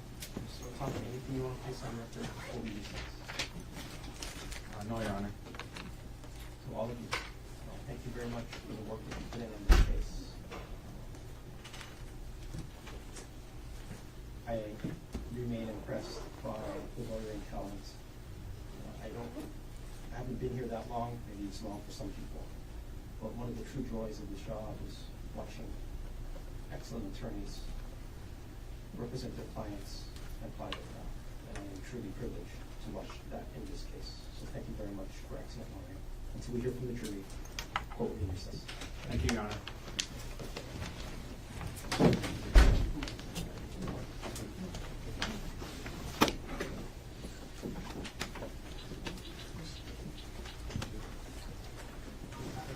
You are muted.